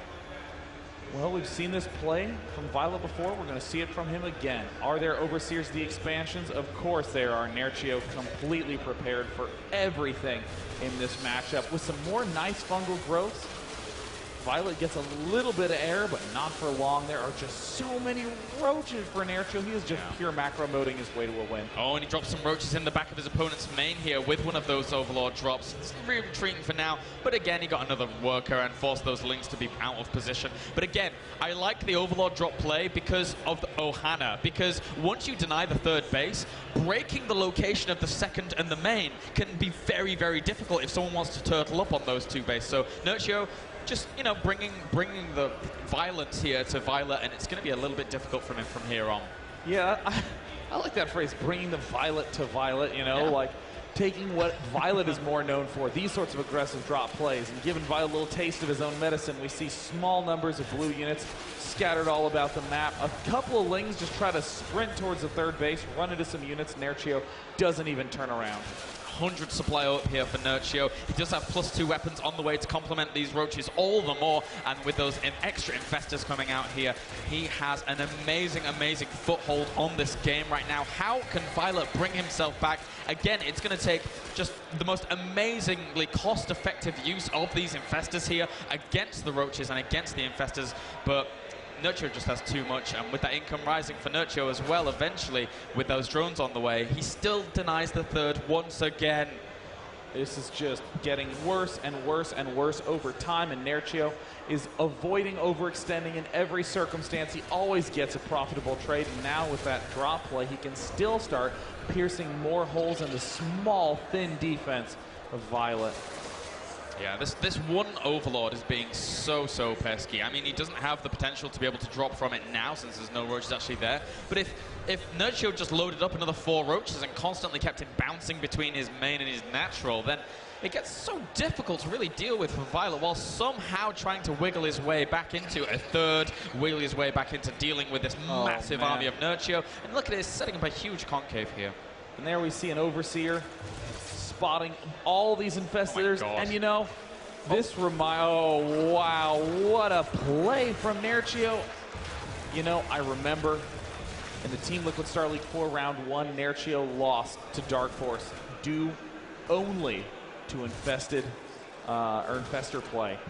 One infestor snuck into each expansion in the mid game, flooded everywhere. Nerchio learned, made a simple adjustment, left 1 Overseer at each base, and has managed to deflect this attack in full. Slight misstep, though. I mean, having not killed them and just left them in the main, he pulled the Overseer back from them. I mean, for now, Violet, off the back of this, is trying to get that third up, but look at the aggression here from Nerchio. So many Roaches. He has... Oh, my God. Just phenomenal fungal growths out of Violet.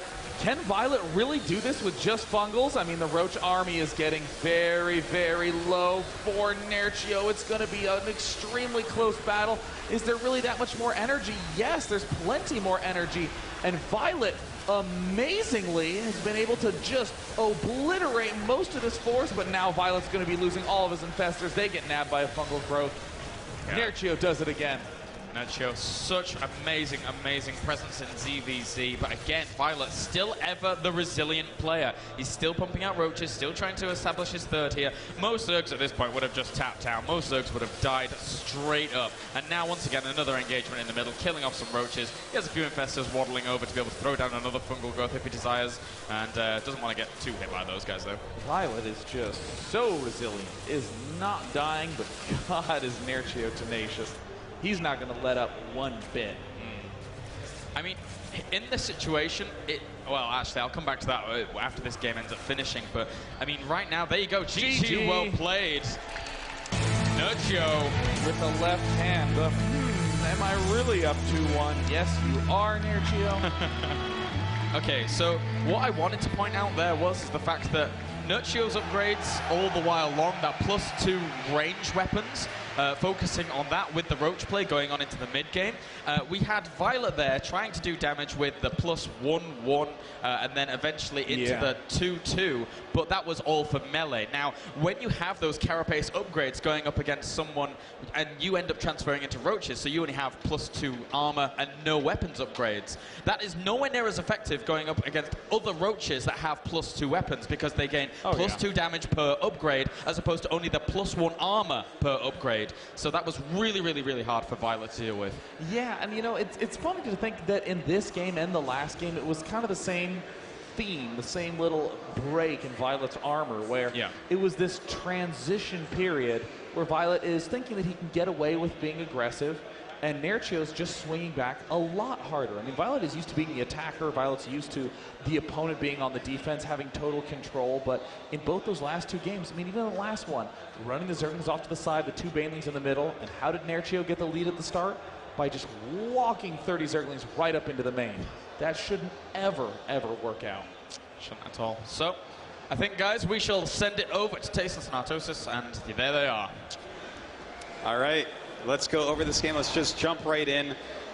Really, I felt like those Banelings that killed all the drones, that was pretty important. I think that played a pretty big role, Artosis. Yeah, I would say so.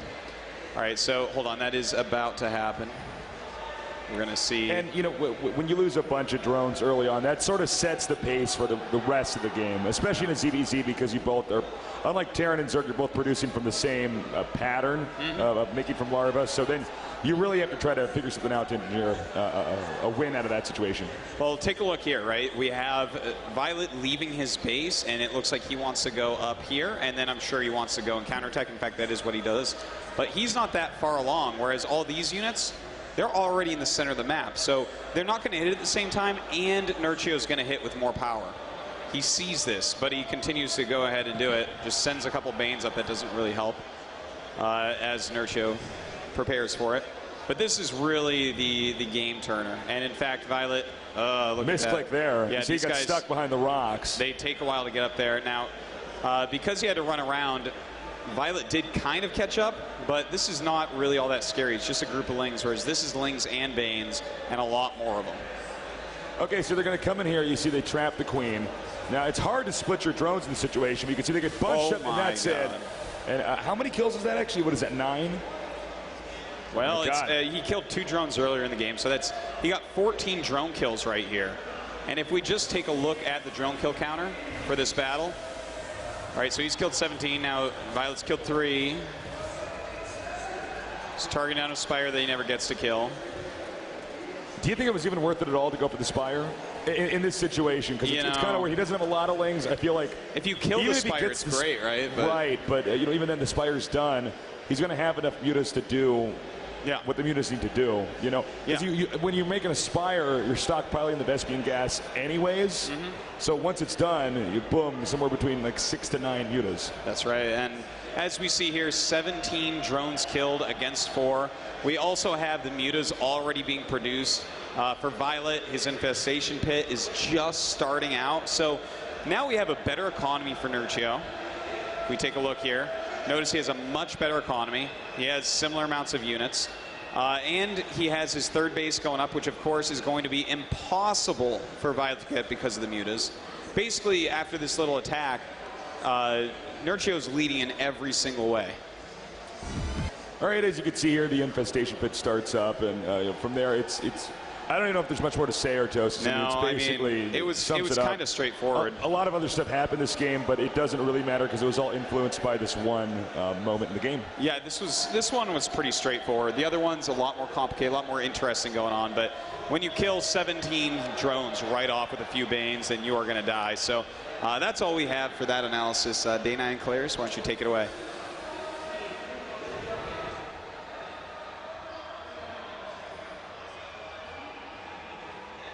Thank you very much, guys, over at the analysis desk there. And welcome back. We are going to be jumping into game number 4 in just a second here between Violet and Nerchio. And again, man, we said this was going to be shaping up to be a good ZVZ, and it's turned out pretty darn good so far. Yeah, but it's kind of surprising to me that we're seeing Violet be the one who makes some of the fumbles rather than Nerchio. Traditionally, that's the way that Nerchio actually gets his losses. We even saw that in day 1 in Group A. Even though he won that group, he won it with 3 wins and 2 losses. And his 2 losses to DeMuslim and sort of had a lot of that feel to it. A lot of, oops, I got over-aggressive, I committed too much, my infestors tried to do something too bold. But we've seen Nerchio against MC yesterday and today against Violet be incredibly, incredibly patient. Yep, and we should just get those guys invited as well so we can get this kick off and good to go, guys. So we're going to be, oh God, we're going to be loading up onto Metropolis for game number 4 here. And, okay, so I think one thing to state here initially is that people will be saying, hey, well, it's ZVZ, Metropolis. It doesn't work like that. It's fine for ZVZ. No, you're wrong. I'm sorry. I hate to burst your bubble, but this can go really, really long, even in ZVZ. Yeah, I mean, generally what you see is a cross-map split, and players start to use a lot of Nidus Worm play, or generally one will use Nidus Worm aggression, the other will use some sort of really big, slow Brood Lord play, not a Brood War play. They won't just suddenly switch down to getting Defilers to really make things take long. But I do think that Nerchio will very much so be the Brood Lord slow passive player. Just like against Protoss, he does the Spine Brood Lord Infestor pushes. 2, we've seen him do that on this map many times. And yeah, exactly. Getting that spine crawler wall between those 2 choke points really is able to. It even works better. It works best on this map. Stop time, Killaris. It helps things from stopping happening. I actually think this will probably be close to a 30-minute game, unless some of the Ling Baneling antics at the start win the game. Yeah, that is very, very true. So, guys, we shall get this countdown going in just a little bit for game number 4. I am so eager. I love casting ZVZ. I don't know what it is. It's like infectious to me. It suddenly just caught me, and now, ever since the WCS Blizzard, Brazil Nationals, I've just had such an affinity for it. It's great for me to watch. We are going to be jumping on in just a sec. I think that, again, as your statement about Nerchio being maybe the Broodlord player here, it could be extremely right. Violet, though, we've seen him go Ultralisks quite a bit in ZVZ. Yeah, I mean, he was setting himself up to go Ultralisks in the last game, but he just didn't have the opportunity to even get there. So, once these guys get going, we shall be on in just a sec. And again, guys, you should go over to esl.tv/IEM, vote for the Sick Nerd Baller of the tournament in order to be able to win this lovely little... actually, this is for the Sick Nerd Baller, right? Yeah. But go vote for that, whoever's the Sick Nerd Baller of the tournament. But you can win something if you go and hashtag IEM Patriot over on Twitter. Tell them why you want to be able to win some 8 gigs worth of memory from Patriot. So a big thank you to our sponsors. We'll be getting into it in just a sec. The game started. Yes, we don't have to fill anymore. We were going to start listing off the Twitters of ourselves, and then Tastosis, and then each player, and then soon the production crew. Anything we could to help that talking link us into this next game. And now that it's up, let's hop into game number 4. Per usual, because it is a best of 5, we are at match point. In the top corner, currently up 2 wins. 1 more game away from advancing to the grand finals. It is Acer's Nerchio, who, incidentally, you can follow on Twitter under the ID Acer Nerchio. Yes. The only reason we say that, though, is because he's only recently got his Twitter. He said for the longest time he didn't need it, but Acer Nerchio on Twitter, guys. Anyway, down to the bottom left, we do have our Red Zerg, currently 1 game down here. Really needs your support. And give it up, guys, for Azubu Violet. And you can follow him at Azubu Violet on Twitter. There you go. Justified and fair. Is that true?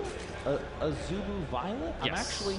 Ever since he changed to Azubu, he was USA Violet before that he was Empire Violet, and then before that he was MVP Violet on Twitter. I've followed him for a long time. Wow. And there it is, Azubu Violet. I believe you, man. As we were talking about before, this map is one of those every player always early expands every time style play, and I'm blown away that Nerchio is actually going for the 14 supply hatch down. That is very uncommon. I mean, everyone goes 15 hatch nowadays. I'll be curious to ask him after the match why he does that. I'm wondering if it's something to do with the timing of the 2 drones that he gets out right after it. To be able to then have the spawning pool up a little... I mean, it leaves him in a nice economical position with the 2 extra drones, and then the spawning pool comes a little bit earlier than it would do if you would have gone for a normal hatch timing, and then gone for the 2 drones, then the spawning pool. Yeah, it's like the fastest, not stupid way to get 2 queens up. Yeah. Is probably how I hope Nerchio would say it too. I'm sure he would, man. I'm sure he would. As again, on Metropolis here, I still think, though, that there's a lot of room for, you know, people like Nerchio to be able to deny the thirds on this map. I'm not a big fan of the third on this map at all. You will probably end up seeing Nerchio starting working on the back rocks of one of those bases to be able to then open up the attack paths necessary so he can stick to his very, very key and style. And again, I mean, people like Nerchio have been able to really pioneer the way forwards in terms of trying to deny that third hatchery. But he just does it so well, and that's been so evident in these past 2 games. Double queen coming up for Violet. Again, quite a ways behind our friend Nerchio, but speed is far ahead for Violet. He's going to be able to do a lot of damage. Now, you're noting that this is only 11, about 15 seconds ahead if Nerchio starts his now. That is tremendous. What this means is that Nerchio cannot move his Zerglings out into the middle of the map because he will run into faster lings from his opponent, thereby shutting down any ability to retreat. And for an additional 20 seconds, Nerchio can't leave his base. It's going to be a long time before Nerchio has good knowledge on ground. Yeah. I think one thing that really categorizes Nerchio's play as well is the fact that unless he's actually playing against TSL Hyun, which again I advocated him as his nemesis in the European tournament scene, he never really goes for like massive amounts of aggression on very, very low drone counts. He's not the kind of Zerg to go for that. If he gets buffed by it, then he just considers it some kind of stupid loss that should have never occurred in the first place, and he doesn't really kind of go for that kind of style. He's more than content to go into those big macro games and just stabilize from there on. Looks like we are seeing Violet get his Spine Crawler up, as well as the Baneling Nest. Both players looking very similar, with one exception of, wow, yeah, another round of 12 Zerglings. Exact opening that we saw out of Nerchio in the last game. His defensive Baneling Nest is up as well, but the speed finishing up right about now, it looks like Nerchio is going to yet again make a beeline to this front line and start getting a little bit of Baneling aggression on. Yep. Always can be very, very strong. And again, we saw that in the past game, that if you're able to get just 1 or 2 Baneling connections, then happy times will ensue for our Polish friend as he does go for his third. A little bit quicker than I was expecting here, actually. That is far quicker, as he does throw down the Evolution Chamber as well, so we'll have to see what upgrades he's going to be going for and what committal. There we go, there's the Roach Warren on the way. Yeah, definitely looking lots and lots like big Roach play coming down from Nerchio. Very pumped to see him do this. He's oh, what? How the... 2 Banelings from Violet literally just marched their way in and killed off 5 workers, so nice. And actually, with saying that, he actually cancels the Banelings down to the south and retreats home. That's a very interesting little choice there, as I don't think he didn't scout out anything in the front of his opponent's base. So as such, I guess after seeing that Banelings were there, after seeing that Banelings were a threat when they waddled into, again, his natural, just said, this probably isn't worth it at this point. Oh, such a sick play from Violet. Violet sees, oh wait, you took a 3rd base. You weren't attacking me. I don't need all these Banelings for defense.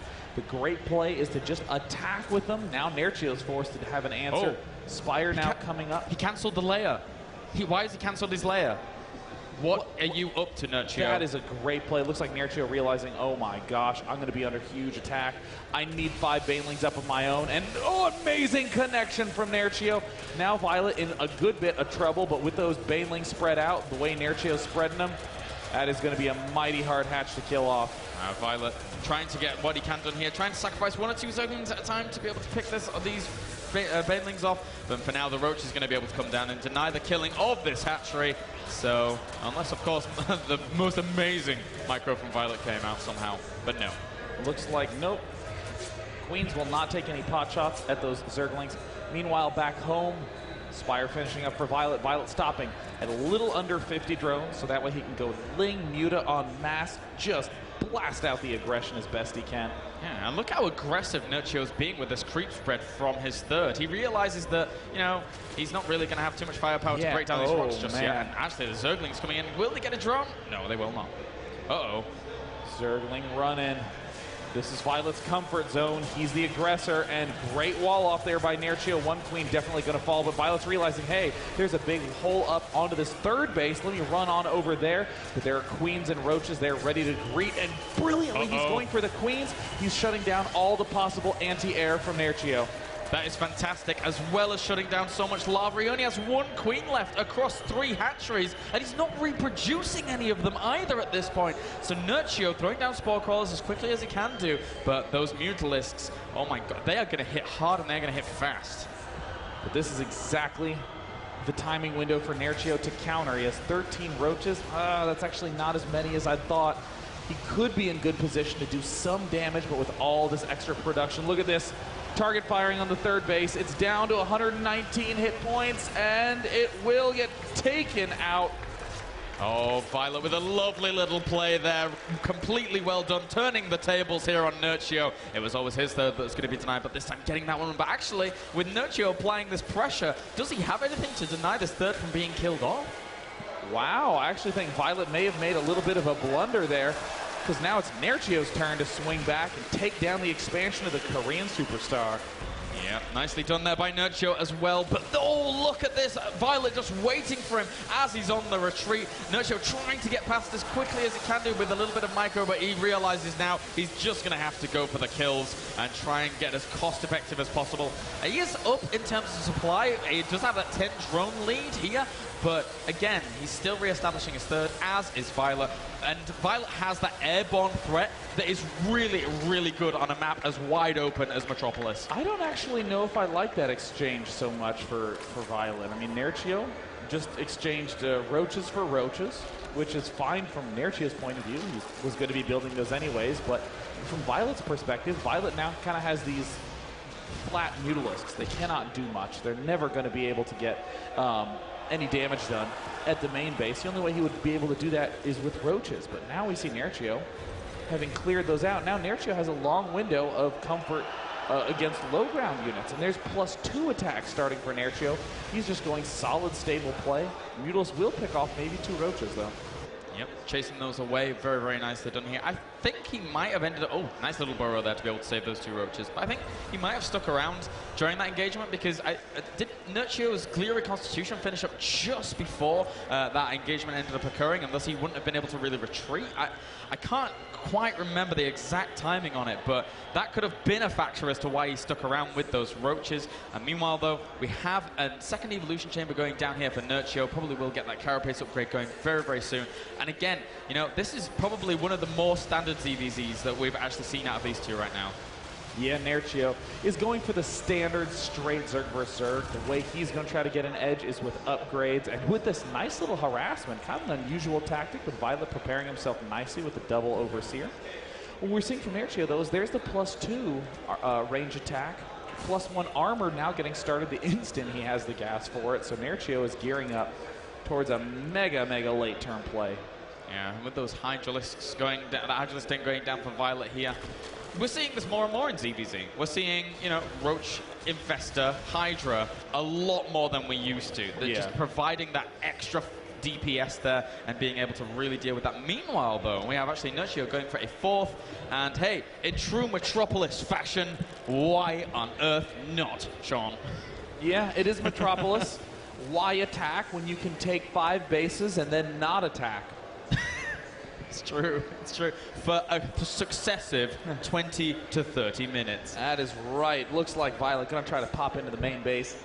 There's this weird sort of dangerous dancing you have to do from 150 to 200 supply in Zerg vs. Zerg.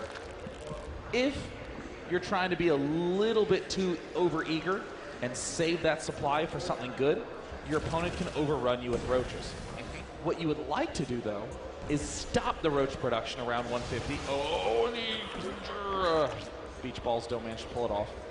What you'd like to do is to be able to build Hydralisks, to be able to slowly end up with this big infestor Hydra force, because fungal roaches cannot shoot Hydras.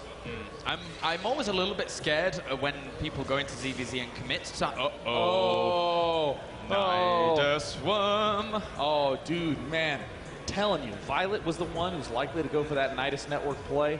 Nerchio's the one to be going for that slow 5-base Broodlord play. And thank you, God, both players delivering, because this is when ZVZ gets sweet. Yeah, that was a sick call there, Sean. I mean, again, you know, Metropolis, very, very amazing for that Nidus play. And also, it's good for Nerchio's style that he wants to go for here. So both players really, really showing their comfort zones, I want to say here. As Violet, he's no stranger to this play. We've seen him many a time go into crazy ZVZ situations with massive Nidus play. Uh-oh, it looks like we have some Nidus spotters.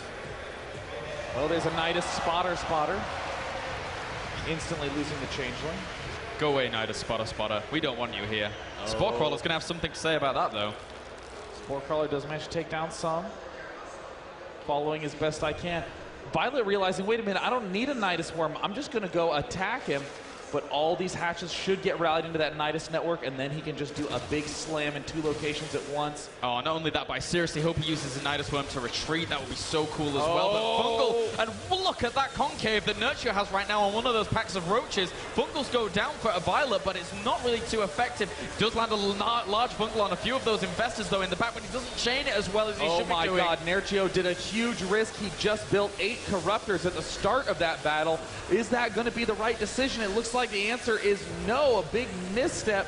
He misjudged the amount of units that he had, but there's 21 roaches coming out, and Nerchio amazingly defends it. Oh, where was the Nidus for Violet? He had so many roaches in production to be able to constantly like continue that aggression, but at the same time, it would have gone up against the reinforcements of Nerchio instantly as well, because he had the shorter reinforcement path. So that was always going to be a little bit back and forth from either side there if he'd have gone for that Nidus play. Meanwhile, though, both players going for this Great Aspire. Again, I love Great Aspire on this map because there's so much airspace to be able to just sit your Broodlords on edges where they can't actually get hit, whilst you still pick away at base. Yeah, I don't know if any of you see the face that's on the mini-map right now, but we'll just note that here's a mouth, a nose, and 2 red eyes. And a nice little 3rd eye formed by the Zelnaga Watchtower. He has a little tuft of hair there. But at this intense moment, perhaps I should talk more about the Corruptor Broodlord army that Nerchio is starting to mass up. Yeah, that would seemingly be one of the most important factors in this game right now. I'm surprised, actually, Nerchio, I don't want to be like super critical of these players, but after you grab your 4th on Metropolis, it's very easy to take that 5th base. We saw Violet take that much, much quicker here than we saw Nerchio actually taking it, only taking it right now. So, I mean, yes, there was always that looming threat of a few Mutalisks that Violet had, but, I mean, realistically, you're a 200-200 at that point. You can throw down spores and deal with that. Looks like Violet's going to give us a little treat of the Nidus Worm play. Oh, God.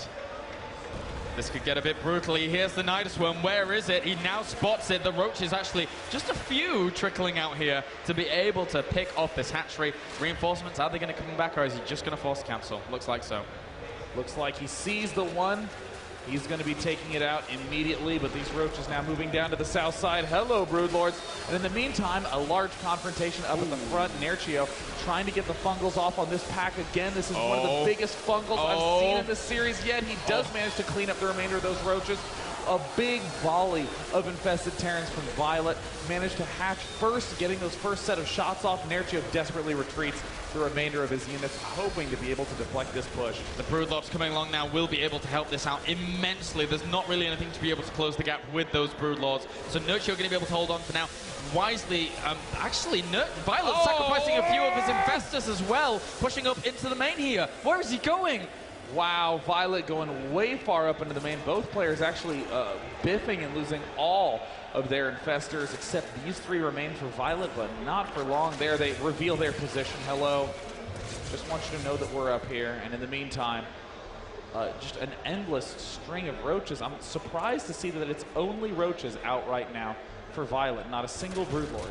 Yeah, that's going to be really, really bad for him, actually, going into later stages of this game. Right now, Nerchio does still have more Infestors on the way. He doesn't have any out right now, which is a bit concerning. But still, Violet only has one himself. So 38 Roaches to the 42, whilst we still have those 5 Broodlords ever present here, ever swinging the favorite in Nerchio if any engagement occurs right now. 42 Roaches, that's insanity. And here the Broodlords run headlong into that Roach pack from Violet. Nerchio is going to be very happy about that. This Overlord sort of looming there, always threatening that possible Nidus network, but Nerchio has a greater number of Roaches, amazingly. And now Violet is actually going to be the one in a little bit of trouble. And there's the Nidus Worm. And does he spot it is the question. He does see it's going down, so he will pull those Roaches. Oh, he was pulling them back for a second, but actually he continues going for the aggression. And there's so many spines here that I think this is going to work pretty well for Violet. There's so much defense that he can use to be able to slow this down whilst he tries to do damage in the main, and he gets some Infestors as well. And it looks like Nerchio's going for the base trade. He's instantly going to spring into action with those Broodlords, but there's already a lot of Infestors here to answer with some Roaches from Violet, around 20 in the main base. Nerchio's going to be in a bunch of trouble there. Broodlords destroying this front line. Violet has more Corruptors, though. And he suddenly actually swung forward in terms of the Roach count as well. Violet, it's very, very even. He just produced a few more there, but they're not rallied to the front just yet against this. But Nerchio somehow crushing through the front here of the natural of Violet. But even the infested Terrans actually being thrown down here to try and deal with it. They're so low. He just needs like 1 or 2 more fungals on them if he was able to get it. Meanwhile, trying to focus down this hatchery in the main of Nerchio. Violet here trying to hold on, trying to hold strong, but Nerchio still bringing that aggression in the main. Hive about to fall. The target fire from a single Roach is all that remains in the main base. It looks like Nerchio's exchange is not panning out very well, and Violet in so many places at once now, picking off Overlords everywhere. And there's the target fire on the Hive, and it looks like Nerchio loses the Hive. Meanwhile, we have Violet with so many Corruptors, killing off a lot of Overlords over at the north position here. He's losing quite a few of them to Spore Crawlers, though. I think really what's this going to come down to, if both players stabilize, is how many Corruptors someone has, just to be able to deal with those Broodlords and then eventually go for the transition once again. Oh, Violet up here at the top right side. He's going to morph Broodlords, but that is going to be the mistake of the century as hello, Corruptors. Nerchio springing right on up. Is the Greater Spire anywhere? Yep, it's at the natural expansion, and that is going to be a lot of free air units for Nerchio. Oh, that Armada of Doom just coming along to be able to kill off the rest of these Broodlords. Kills them before they actually hatch in, but it's important that you get the money back whilst they're morphing in anyway, so that's all good. And for now, Violet going to be pushing forwards into the natural once again, killing off a lot of these Roaches. Nerchio has the Concave, but he just does not have the numbers. 190 supply right now to the 125. Violet just going to be able to spring into action. GG! 2-2, guys. This is not over yet. As Nerchio and Violet so toe-to-toe with one another here. So difficult for each of them to really find that small advantage against each other. It's, this is so ridiculous. What's amazing to me is how Violet used that Nidus Worm play. Yeah. He waited. He was just doing a little bit of harassment here, maybe a little bit of harassment there, and then he waited for Nerchio to get a little overeager, and boom, that's when he struck huge. It is impossible to get the positioning right when your Roaches are in the middle of the map. No matter where you go, Violet will use that Nidus Worm to make it wrong and just blast it down 20 into the main base. Yeah, especially on a map like Metropolis. As you said at the very, very beginning of that game, Nidus play on that map can work so effectively. If you get caught out of position, there's literally 1% chance you're going to be able to retreat back in order to be able to deal with that kind of threat. The craziest part to me is that the final map is going to be on Entombed Valley, which is a small, tense, dangerous Zerg vs. Zerg map. Yeah. Well, in the chat here, Aces Nerchio saying, I think I should win, but me noob. Nerchio, not quite the noobiest of players, I would say. Pretty good. I mean, he's just had an incredible run here. Nerchio might be able to knock out MC and then Violet in back-to-back series, and then potentially go up against the GSL multi-champ MVP. And, I mean, gosh, that was just such an amazing tactical decision, that Nidus Worm. That is just a big key moment. The Broodlord slowly going back and forth for Nerchio, and the instant Nerchio decided to attack with those two. Another reason why that Nidus network worked out so nicely. Yeah. So Nerchio gonna have to rethink his game plan here. I mean, technically, there's always that temptation of getting really aggressive in the game 5, but you have to stick to that macro game. So, guys, without further ado, let's send it over to Tastosis. Hey, what's up, guys? We are almost to the point that we want to show you in this replay over here. It's been, this game specifically was completely insane. We were actually, as they were casting it, we were sitting here going, well, what part do we actually highlight? So we're going to highlight the ending part here. Go ahead. There was a lot of different parts in this game that were pretty worthwhile. But, I mean, when you get down to a base trade scenario, you have to look at why the people chose to do the base trade and how that base trade actually worked out for everyone. So we're almost there. It'll be there in just a moment here. Yeah, we just got to fast forward that point in the replay, and I think we're basically ready. So just about, should be just another second or so. Hold on. One of these CBZs that actually went to like the Supreme late game, you know, this map specifically can allow for that kind of stuff to occur because the third base is very easy to obtain. Unlike, for instance, the last map that we just casted there. And are we good? Just 1 second. All right. But yeah, it was a pretty epic, dramatic game. And honestly, for a long period of time, we actually had no idea who was going to win. And this really does highlight it here right at the end. And let's go ahead and throw that up on screen now. We're ready. All right, so here we are. The base trade is basically commencing. This is right as the Nidus was starting to come out. They're both sitting there maxed out. And if we look at the unit count, for Violet, he has 8 Corruptors against just 2 Corruptors as his opponent. Not many Broods, but you know, when there's a lot of Broodlords out, you need to have something that kills them, and Hydras don't do it, so it's basically Corruptors that you're going to be using. So that's one really big part of this. We see that Nerchio is walking down. Nerchio has a very scary army. Scarier on the ground, a little more Roaches, a little bit more Broodlords. But these Corruptors really are going to end up dominating. Yeah, as you can see, he's coming in here. The Corruptors really dominating in the sky. Broodlords are one of the few units that are just not actually as handy in a base trade situation because they're just not fast. No, they are not. And, you know, unlike most other units, you know, like Roaches, for instance, you have to deal with Roaches. You don't have to deal with Broodlords. You can actually just run away from them and go somewhere else. And, I mean, we see here that Nerchio is going up for the space trade still. He still has some Roaches left over. Of course, Violet has a few over here doing what he can. But the main thing was the Corruptor count, because with just a few Broodlords against a lot of Broodlords, but having more Corruptors, he's able to kill his opponent's Corruptors, and he's able to kill the Broodlords as well. So that makes it so that his Broodlords then can go and clean up all of the ground units of his opponent. And by doing so, that's going to put him into a really nice spot. Now, when you're in this kind of situation, you got to be very careful when you throw out the Infested Terrans, because although they do a lot of damage, they're not mobile. Well, I mean, they're just barely mobile. So it's really important that you're making the right choices there. As you can see here, the Corruptors are splitting up. Now, he's hitting Nerchio's Overlords because he's actually unaware of what the supply actually is. Violet probably thought it was a little bit closer.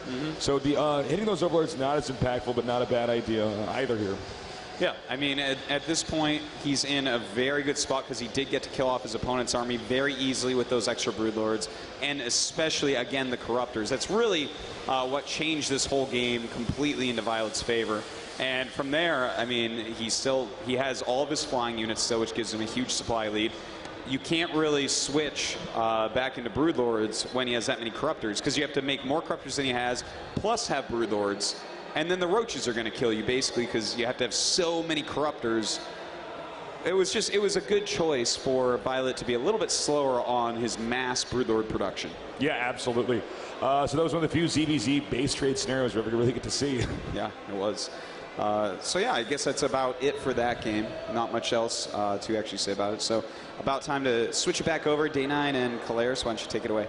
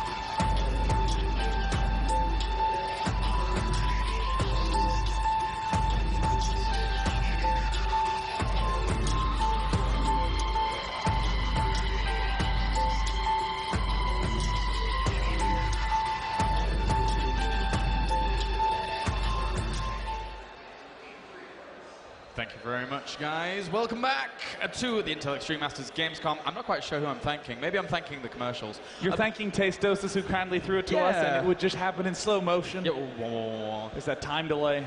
It's that Metropolis effect, man. But can't help it. So, for now... Countdown has begun. It's time for the final match between Acer's Nerchio and Azubu's Violet.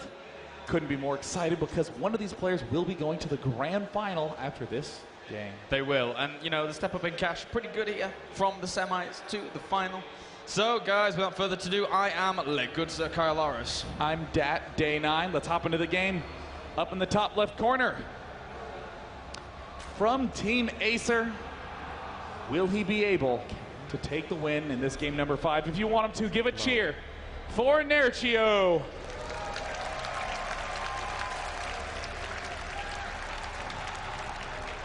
Spawning down in the bottom left-hand corner of Entombed Valley as our Red Zerg. Ladies and gentlemen, give a round of applause for Azubu's Violet.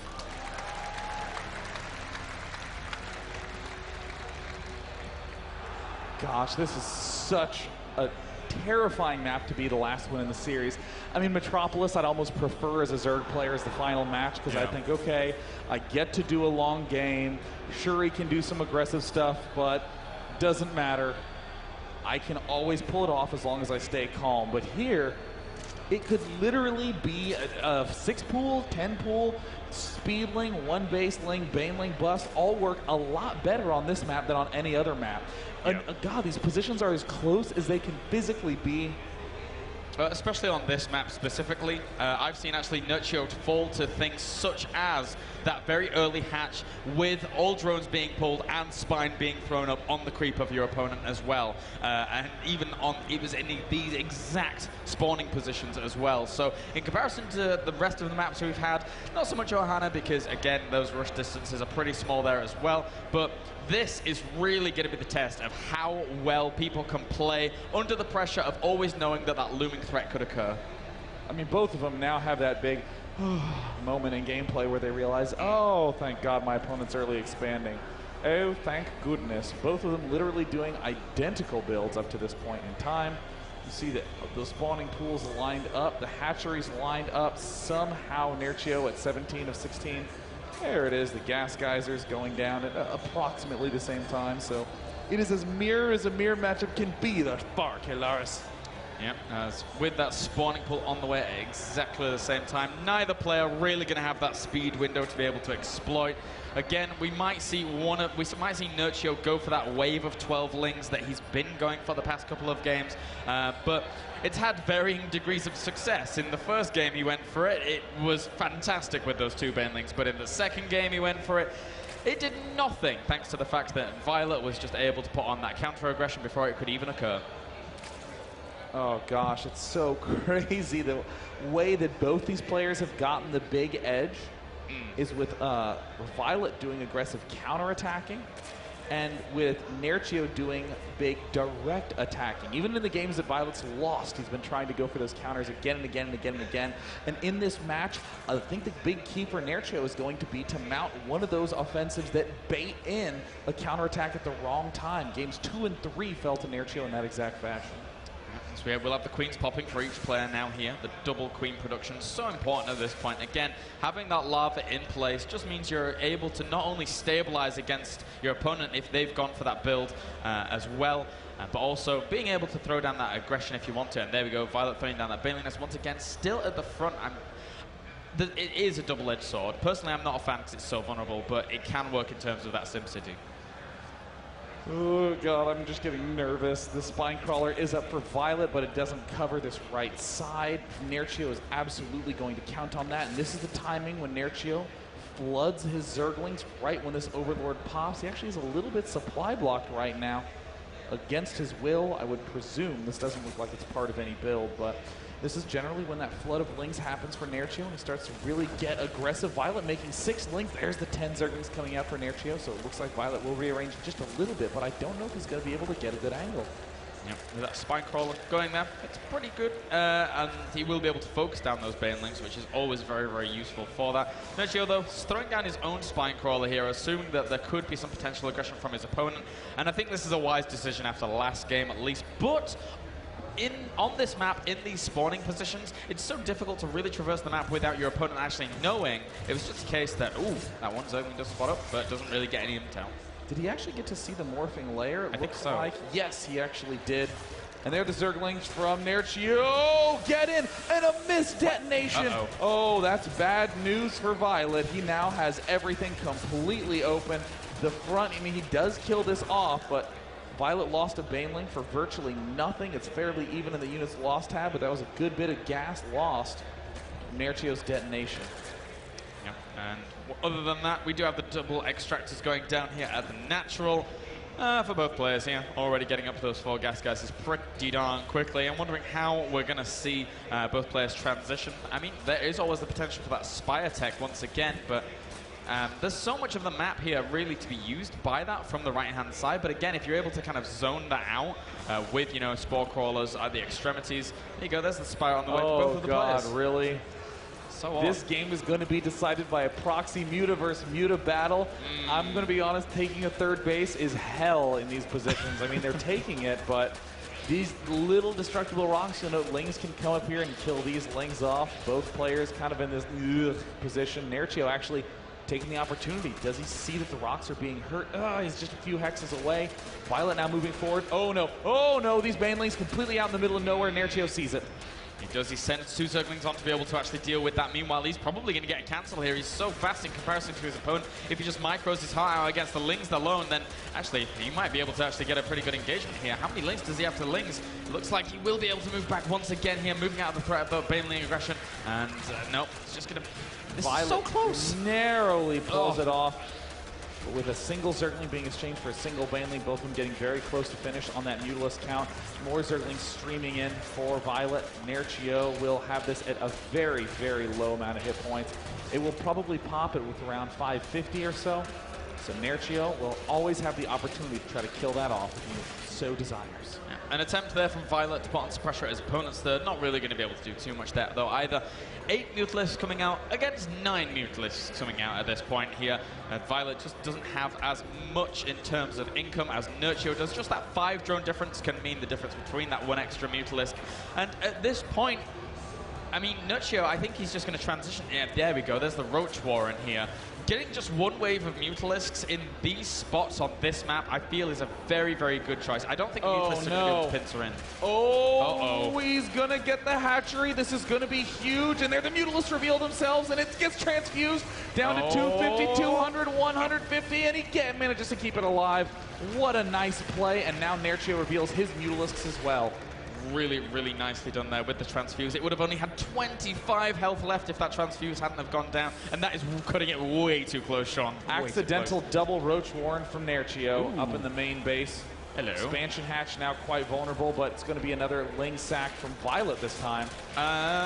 Yeah, and with the... Actually, is this accidental? He might actually go for both upgrades at the same time. I know it would be just ridiculous, but why would you do that at this point? I mean, both players have actual carapace on the way now for one another, and he does let that second Roach Warren finish. But we have the, you know... At this point in time, we still have very, very close Mutalisk counts. Both players still committing to it. So right now, with that little bit extra carapace on the way for Nerchio, it's going to be a reversal of game number 1. If Violet takes a bad engagement, then and he goes straight for it, and he gets it down. Will he be able to leave with the life of most of his Zerglings? Yes, he does manage to get most of the Zerglings out of there successfully. And now it's going to be all defense mode for Nerchio. He's got to kill off these destructible rocks. Holy God, he's got to kill off those rocks. Kill off the rocks. Oh my God.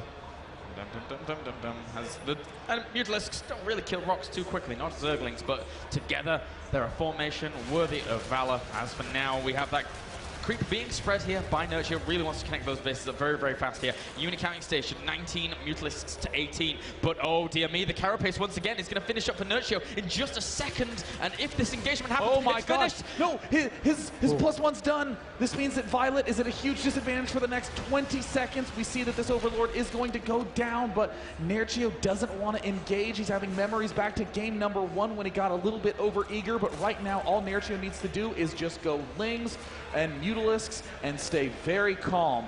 By doing that, he's going to slowly get the lead, but now it looks like Violet's swinging around and Nerchio's unprepared. Yeah, and now with that +1 carapace already kicking in here for Violet as well, that means he's not really actually going to have the advantage that he would have had prior to this, and he looks like he's actually going to go for this. It looks like we have way more Mutalisks here for Violet than Nerchio does. If he picks off this natural, that will be absolutely catastrophic for Nerchio. Oh my God, Violet has just too many Mutalisks. Nerchio's underprepared. Where are the queens? There they step into action. He manages to get off some nice transfuses, keeping some of his Mutalisks alive. It's 13 to 18 still. Yeah, still very, very scary indeed. With the Queen's extra DPS, but he's actually going to go for a run by at the third here, trying to surround it once again if he's able to get this hatchery. There's still a little bit of energy for transfuse. He's going to be able to throw a few down here. Mutalisk coming down, and it looks like he will not be able to get the hatch in time. He gets it. Nerchio, how does he always kill off a third and somehow manage to save his own bases at the same time? Nerchio's got to hightail it back to his own base as quickly as he can. He's behind by 4 Mutalisks. Soon enough, he'll be behind by 6 or so. God, it's all going to come down to this queen count from Nerchio that is very high at a whopping 6, and there the engagement begins. Transfuse. So important here. That queen DPS, as we said before, also helping out immensely here against the queens, against the Mutalisks even right now, trying to focus down some of these extractors, trying to get some of that guaranteed damage, and at the same time we have Zerglings running into the third here for Violet, trying to chew through all of the Zerglings, and if they end up going down, that queen will be vulnerable to limit him to the lava. They're just going to sit around for now. God, Nerchio is on point with this Zergling production, but his Mutalisk count is getting dangerously low. We're seeing the queen step into action. The transfuses are doing decent jobs, but still, by killing off all of these extractors, Violet is far ahead in the Mutalisk count, and there's really not that much that Nerchio's been able to do to catch up. Yeah, there was a point there where he was evening up the Mutalisk count, but again, that limitation of the extractors means that he can replenish much quicker. So both of those factors really negated one another going into that. Right now, we have Nerchio once again trying to move down, see if there's a third location to deny again, but at this point in time, Violet is only just re-establishing that. God, such a tense Zerg vs. Zerg moment. Nerchio trying to run every which way with his Zerglings, and he's going to sneak in again. My God, if he gets another kill on this hatch, that would be just an uncanny play. Yep, there we have the Mutalisks. I think Violet's realized this. He's pegged it. He's going to keep his Mutalisks around here. This is so bad. Violet is going to lose a giant pack of Overlords, and Nerchio still have to be careful. Not every single Mutalisk counts. Well, it was so important there. The +1 only just finished up for Nerchio during that engagement, whilst the +1 had already been done there for Violet. So if he didn't engage, they have very similar Mutalisk counts, but he had the +1 for just 1 or 2 more volleys there. Could have been really, really pivotal. Nerchio pulling back nicely. There's yet again another pick off, getting 1 extractor. Can he get 2? Would be a big win. Looks like Nerchio's been able to equalize. There's a big Ling battle at the top side, but Nerchio lands the big Baneling hits. But at the bottom, there's another engagement of Muta versus Muta. Can he get the transfuses up? He is transfusing plenty of those Mutalisks, and Nerchio is slowly pulling very far ahead. This is his 12 Mutalisks to 13 Mutalisks right now. Nerchio is taking the initiative by getting that +2 weapons much quicker here than Violet. Violet, in response to what's happened during this entire game, getting that 4th quickly, but actually cancels as he feels under a little bit of threat from the Zerglings running down through the middle of the map. So that's, unless that was just a complete fumble, why would he cancel that if he has these Mutalisks and Zerglings? I mean, that's just going to be a sacked base. There's no way that Violet would have been able to deal with it, given the amount of Zerglings that we're seeing pop out of Nerchio. 28 Zerglings on the map for both players. Overlord's still a little bit vulnerable, but Violet has plenty of food left over. Getting even more Overlords there. Violet not really near actual being supply blocked here, but right now, he has the Mutalisk lead as well. So he's going to go into that engagement. Some of them are very low, though. He needs to be very careful here as Nerchio will free him. God, every engagement is nail-bitingly close. The heroes of this game, these 6 queens that have so much transfuses among them.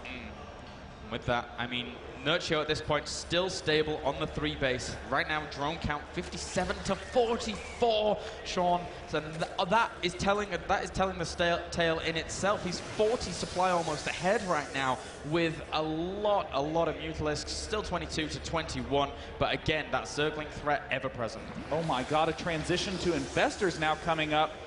What a play from Nerchio. That's a very dangerous move, but if he can manage to get just 1 fungal up, that will pull him ahead. And the ticket to getting that up are going to be these counterattacking Zerglings. Nerchio just continues to shove back to that side, and suddenly Violet's thinking, gosh, I can't move out. I can't really put on that big play because I know I'll lose that base that I so desperately need. 4th now going up for Nerchio. Everything's looking to be in his favor, but there is a big timing window where Violet can strike with the Mutalisk lead before the Infestors are ready. I still don't know whether or not that will work. I mean, with the +2 weapons that Nerchio has on his Mutalisks, it's going to be difficult here for Violet to make much out.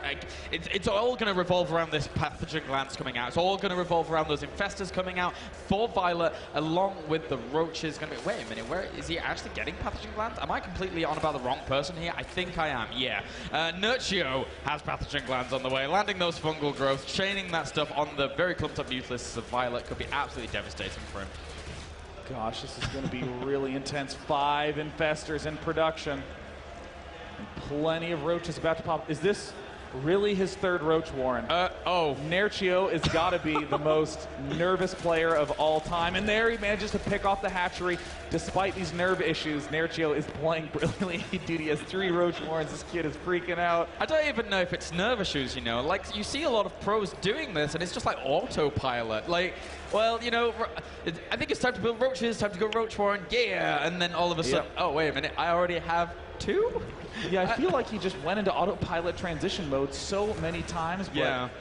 Where are the Infestors? Oh, man. There's a big engagement, and Violet's starting to pull back. He's chasing him down. And there's the Infestor waiting to get it, and it doesn't go down. Okay, to give you a bit of scale of this, 41 Mutalisks to 20 set 5 right now. Fungals are going to be everything here for Nerchio. He is up in supply, yes, and he does have that queen, those queens marching over the map to be able to complement his force. But those fungals need to be so good, and those, oh my God, they're so clumped up, I'm really, really scared. Oh my God, Violet has so many more Mutalisks, 41 on the field. I can't believe the Mutalisk count is so high. And now it looks like Violet is leading with a few Mutalisks to make sure that there's no Infestors around. Infestors. Where are the Infestors? Oh, and he manages to get away. Nerchio needs to pull back. Nerchio immediately loses a bunch of Mutalisks for nothing. There's an infestation pit on the way for Violet as well here. Just one fungal growth could be absolutely catastrophic for Violet here. Flying around and with he gets a big pack.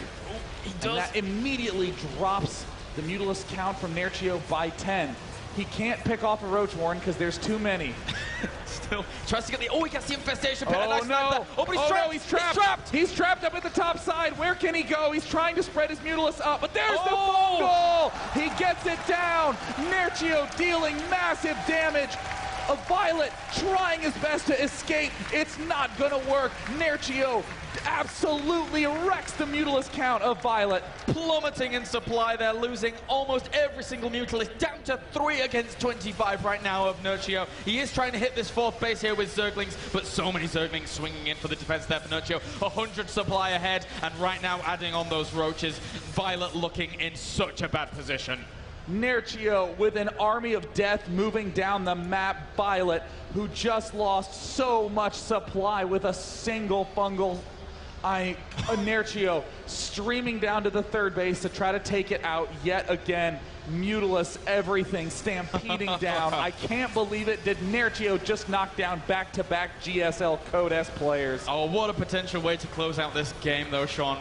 Tending the Zerglings over to that 3rd base, as for now, Mutalisks killing everything along with those Roaches at the natural of Violet. Down 150 supply. The Mutalisks trying to escape from opposing Mutalisks, and this natural, this 3rd, every single angle of Violet's base is completely under assault. I don't believe it. Violet trying to get anything he can. Good game! Nerchio advances to the grand finals of IEM Gamescom. Nerchio, it seems that Germany is his place to be in terms of tournament results, making it through, winning Home Story Cup 5, advancing on to the finals here for Gamescom. Give a round of applause for Nerchio!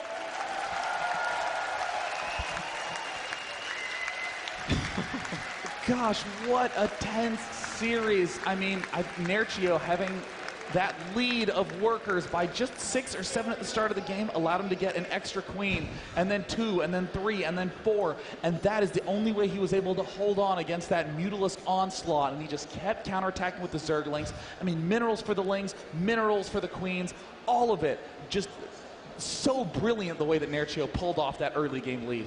Yeah, very fantastic. It was such an awesome ZVZ series that it's actually, now that I can't think of another ZV series that has been that back and forth, that hectic, that very, very well done by both players. That was really good. Well, let's throw it to the main stage with Jarrett to interview our winner, Nerchio. Nerchio!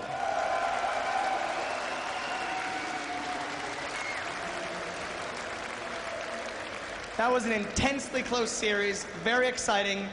How do you feel right now? Yeah, actually, that's pretty amazing. The last game was so shaky, and yeah, you know. Yeah, I'm still shaky, really. I would be too. In the finals, you're going to face either MVP or Vortex. Do you have a preference?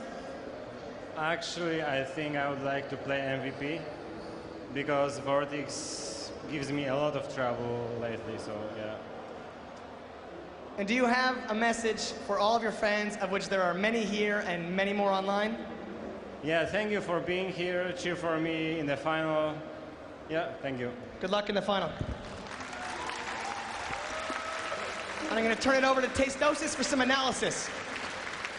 Damn! Talk about a sick final game, 6 series actually. Yeah. Unbelievable. It was crazy, man. That many mutas in a ZVZ. They both played so carefully.